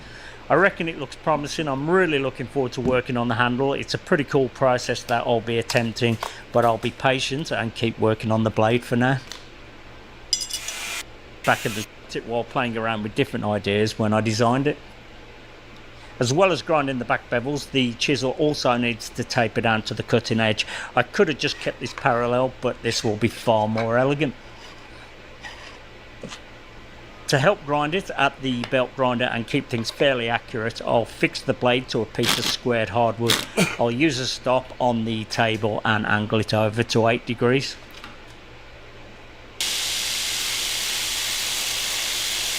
I can't see the scribe tapered line along the edge as it's facing down towards the table. It isn't difficult though to grind to it by checking and making adjustments where to put a bit more pressure. The key is to be patient and... Awesome. Now he's back at 0 to do the flat.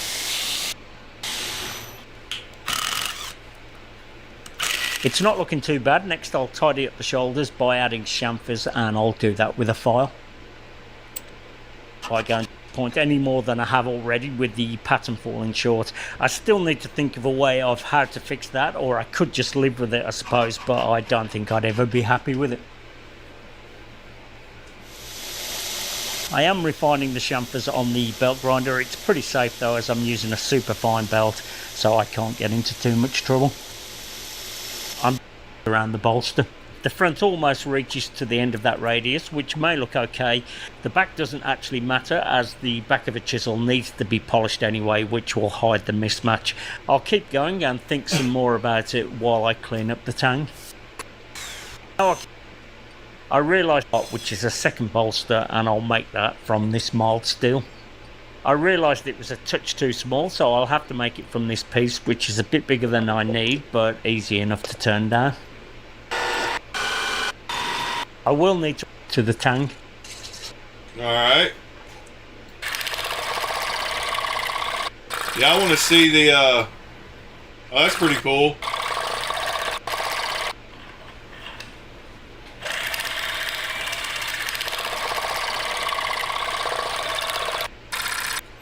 I love all the stuff he makes.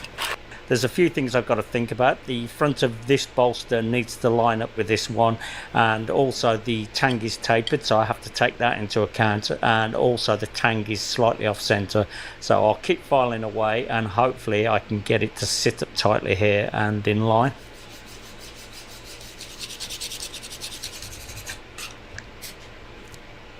It's not a quick process, but I'm slowly getting there, making adjustments as I go to keep it aligned.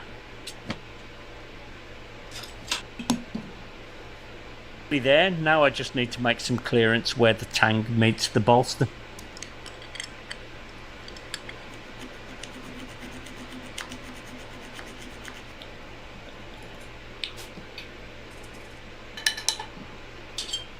I can see where it makes contact, where the Sharpie gets removed, then work on that area, test again, and so on until it fits. I've used that before.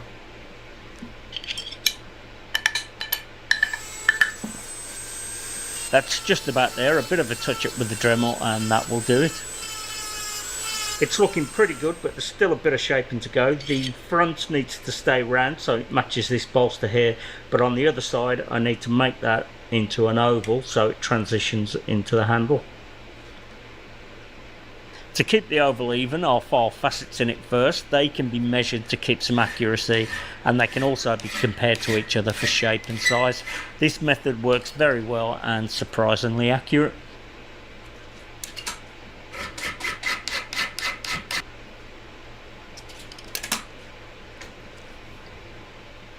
Once I'm happy with the facets, I can chamfer them, which again can be kept quite even just by eye. I want to see the micarta. This angle, but right to Alright. And take a better look at the micarta.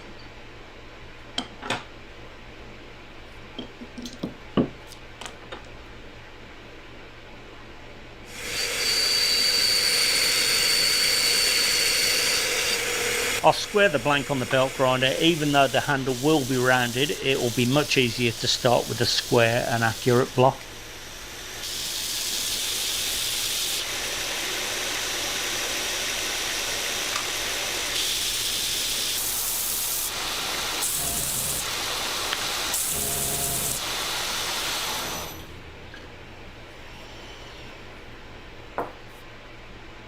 That looks right, so next I'll drill a hole for the tang to pass through.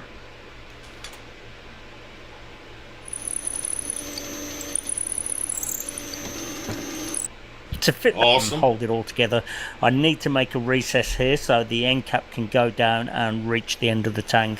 So I'll drill that out next.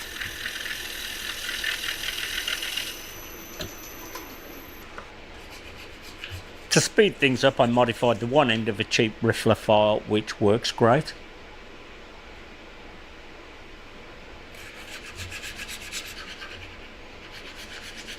A riffler this file. Actually doesn't need to be an amazing fit, as I'll be doing a process later which will make it a perfect fit. Now I need to work on the fittings for the other end of the handle, but first I'll cut threads onto the end of the tang.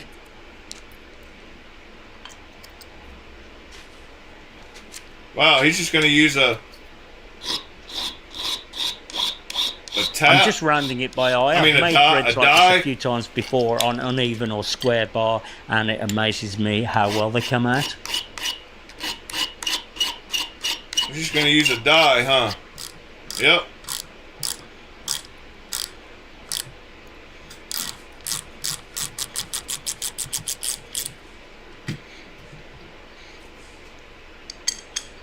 Next I'll make an end cap from the same piece of steel as the secondary bolster, as they'll get finished.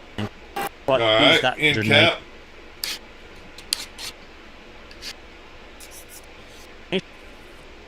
Yeah, we're going to have to go through this a little quicker.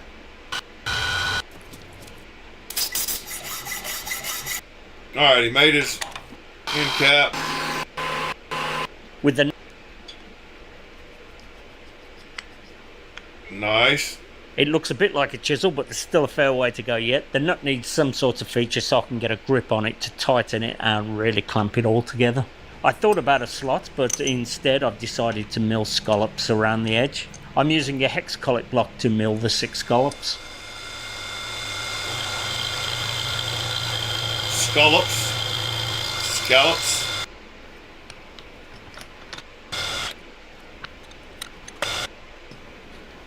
He's got to make a tool to make it where he can open it. I mean, where he can. I reckon it looks great and it adds a bit of interest. Next, I'll quickly make a wrench to tighten it. I'll do that with this piece of brass, and this is the perfect job for the I told you he'd have to make a wrench. Oh, he's got a new wazer. I hadn't seen that. Saved it to an SD card, so let's clamp the brass down and cut it out.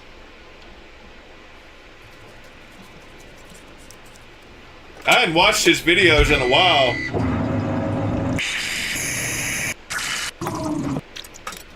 Yep, he can make anything. Just need to this man can make anything. That will fit perfectly.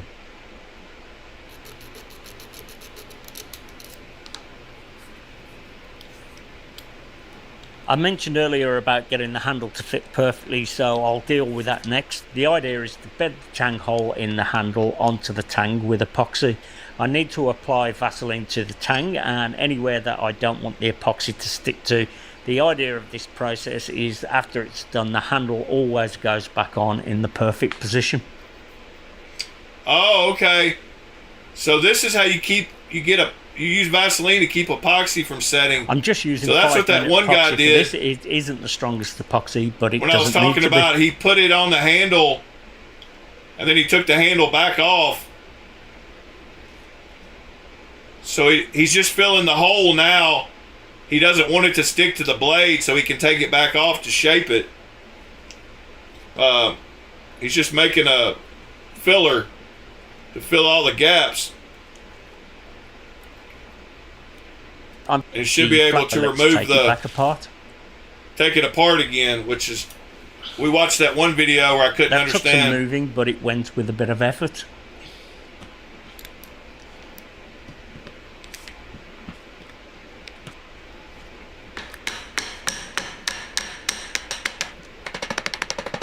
It's not budging, and I hope I haven't ruined it, so I'll have to get a bit more heavy-handed. I think I should have taken it off after about 10 to 15 minutes and maybe used more Vaseline. Yeah, that's what I was wondering about. Got it. Now it'll locate itself perfectly. I honestly thought that I might have been cutting it off and remaking the handle, but I got there after a bit of a wrestle.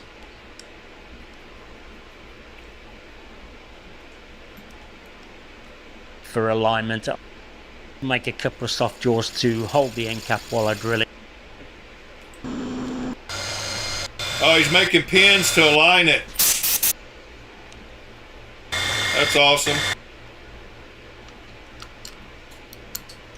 At the end, while yeah, such a smart guy. He makes every kind of tool he could ever need. I'm just checking the ends, which are the most important bit to get right. They have to match the bolster and the end cap. I want them to be slightly larger. I'm sanding up to the line without removing it. I'm very happy with that. Now for the fun part and the bit that I've been looking forward to, fluting the handle. I made this jig off camera to help with the process. I can put it in the vise, lock the handle in position and quickly loosen, reposition and tighten it down again. First though, I need to mark out the flutes, and the mandrel off this jig will be useful. Yeah, he makes any kind of tool he needs. I've also lasered these couple of discs to help with marking out as well. I'm using the hex collet block again to mark 6 segments around the handle. Because the mandrel is a loose fit to the tang slot, that's why I've added the discs. I'll center the handle to the discs and lock it down. Yeah, this is probably the coolest part of the whole video, like him making this tool to make this. I've also drilled a hole in this block to hold the mandrel at the correct height at the other end.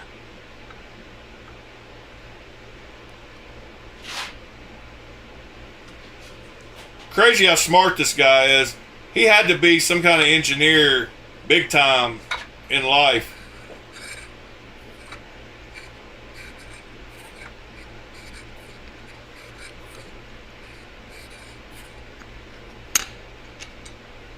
That worked great. Now I need 6 segments around the handle, but that's easy enough to do with the height gauge.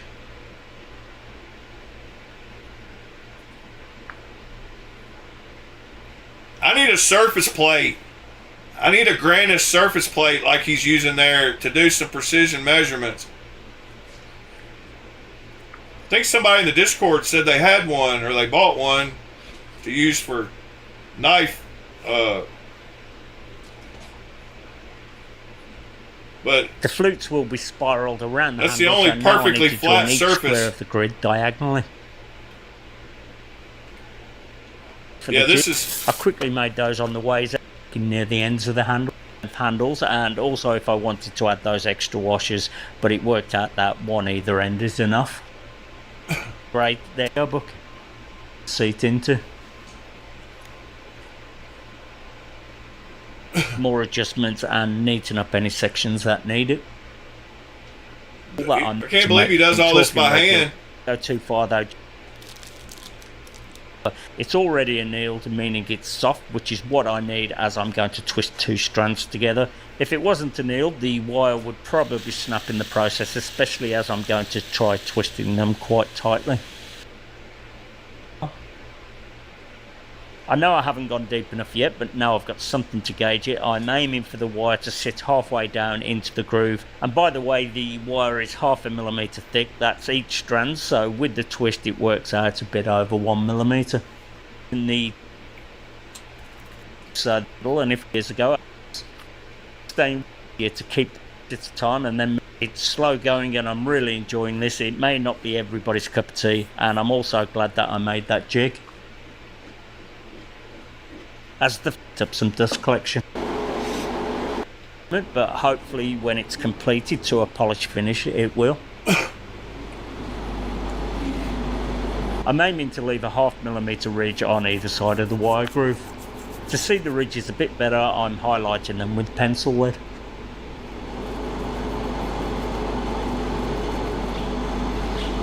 Yeah, awesome. Looking now that they're shaped, I can start sanding. To help with that, I'll use this file wrapped in masking tape. The taper of the file will help as the flutes are a different width as they wrap around the handle. With the taper of the file, I can find a section of it the correct width with the part of the flute that I'm working on.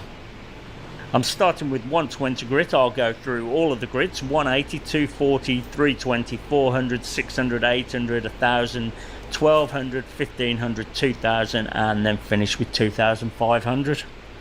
I'm onto the finer grit, so as there's very little dust being made, I've turned off the dust collector. I couldn't hear it anyway as I'm listening to my book with noise cancellation. The scratches from the previous.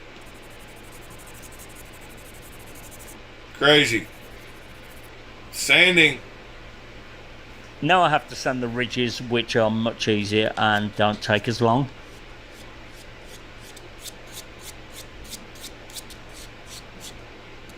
To the wire grooves again. Or before both look like ivory. I had to take a quick look at it fitted on the blade. I reckon it looks great, so I'll get back to the blade and heat treat it. I would have done this earlier, but Jackson advised that I coat it in an anti-scale compound, which I had to order. This does just as it says. It stops scale forming on the surface of the steel.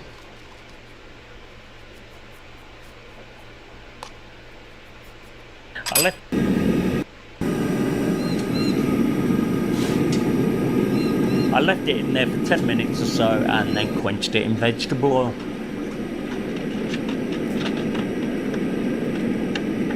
Straighten it off the trick and to a piece of steel while I temper it in the oven for a couple of hours. Hopefully this should do the trick, and if you're wondering why the steel goes in the oven, the heat treat that we just done makes the blade super hard but also brittle.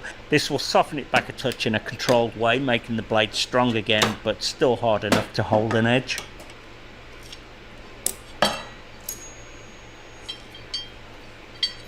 That did the trick. It's straight enough, as I need to re-flatten the back anyway. The belt grinder is a good place to start, but the back of a chisel needs to be super flat, and that's not going to happen on a belt, so I move over to the disc grinder. It's not too bad, but I will flatten it more later on stones. Next I'll grind the edges, and I want them to be angled over slightly. Alright.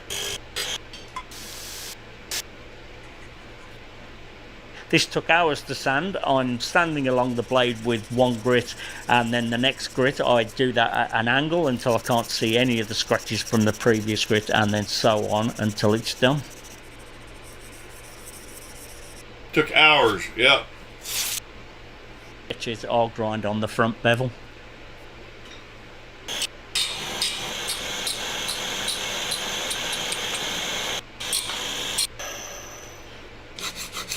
Need to add my logo. Another with just water for rinsing, and a third one with a bicarb solution for neutralizing at the end of the etch. It really is an incredible pattern, and I think Jackson may be a wizard.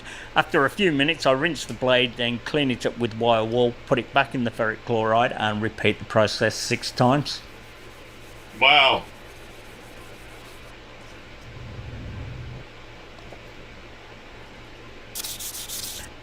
It does this as the pattern is. Now he's doing a coffee. One thing I should have done is put a resist on the back. I could have spray painted it or used vinyl. Now I have to sand it back. It actually isn't going to take too long, and as I said earlier, I was going to stone the back anyway.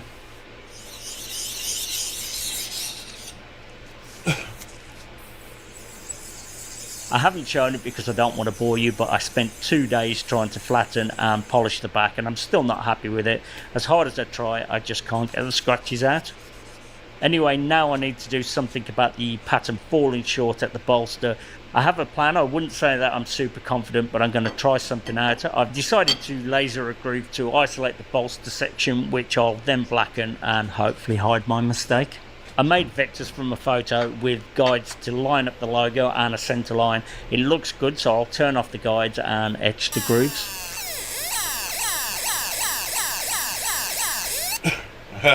The grooves need to carry on around the side, so I'll etch those next. The tricky part of this is lining them up to the grooves that I've just etched.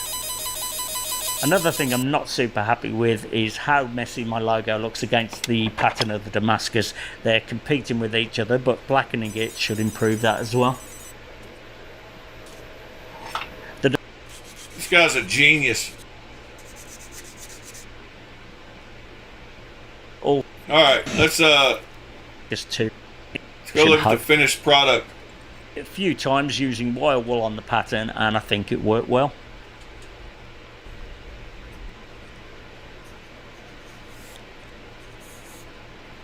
This is the blackener that I used, and it came with this fixing oil, so I'll put that on next. Sat there for about 20 minutes. And it looks awesome. I'm pretty happy with the fix, so now I'll finish the handle. Nice. It's locking it in place. This is another. I just need to make a small groove for the tail to sit in.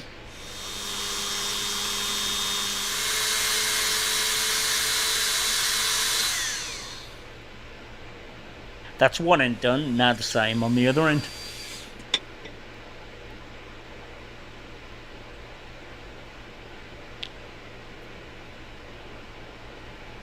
I'm pulling the tail back up and that locks the wire in, but I will add CA glue as well, as it doesn't hurt. Good old super glue.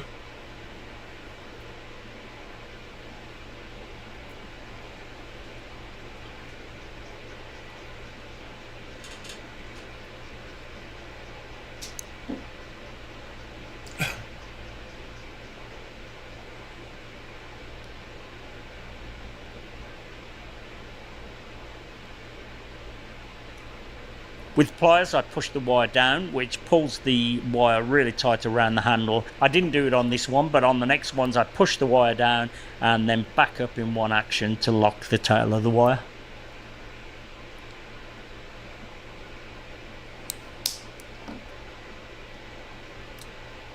Hard to believe that was just a stack of paper and some resin. I couldn't be happier with the handle. I think it's awesome.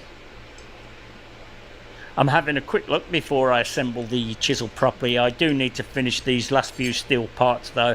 I've decided to glue them over heat. They need a last sand, and that's actually taken another couple of hours. Clean up. I've not done this before other than a quick test, but heating over brass chips gives an even heat. When the part turns to the desired colour, I put that onto the steel table, which that's acts as a awesome. heat sink and cools it down straight away. He uses the brass to regulate when I've the seen temperature. This done before, it seems to be on small parts like watch hands or tiny screws. These pieces have a fair amount of mass to them, and they really needed quite a lot of heat. They're not perfect, but they do look pretty cool. I've decided to have one more go at polishing the back, and this ended up being another couple of days. It's better, but there's still scratches in there, but I've got to stop before I go crazy. I've also decided to polish the front bevel. I could have kept the pattern, and I've been trying to decide what to do, but I reckon a polished bevel will look neater. I would have had to sharpen the cutting edge anyway. I'm just doing the whole thing instead. I did even consider a hollow grind, but the chisel isn't going to get used, so I didn't see the point. I'll put some wax on and then I can finally assemble it. And the steel parts, I thought it would be best to just screw it together for now.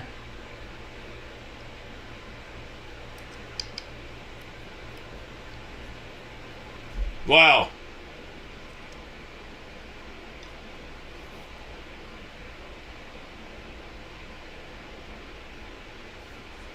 Let's give it a go and pair some wood. This is probably the only time that I'll ever use it. You never know, I may pair some wood somewhere down the line, but I'm pretty sure that I'll never strike the end of it. So even though I've made it as a showpiece, it does show that it is a great chisel and it could definitely be used. I may at some point ask someone for some help to get to the finish that I want. I know it's good and I'm 99% of the way there, but I know many knife makers who just wouldn't be quite happy with the finish. They really are incredible makers. It shows, as I always say, I'm no expert, I'm just giving it a go. I'm no expert. Yeah, you're an expert at everything. Yeah, I hope some of y'all stuck around and watched that video, because Mr. Pask is a phenomenal maker, and I can't recommend you go watch some of his videos highly enough. Let me post the link to his channel so that everybody can have it.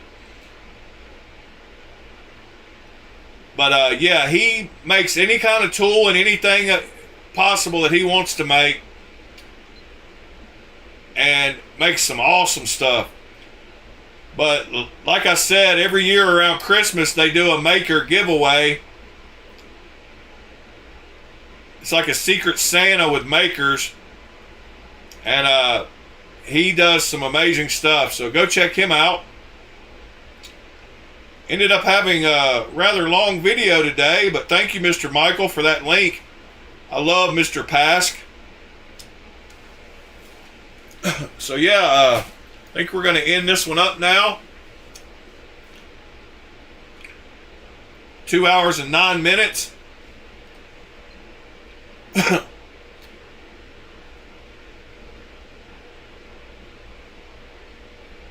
So, thank y'all for hanging out with me this morning. And we will do it again tomorrow. I will be off tomorrow. Today is my Friday. I hope y'all have a great Tuesday. If y'all need me, hit me up. And appreciate y'all. See y'all tomorrow.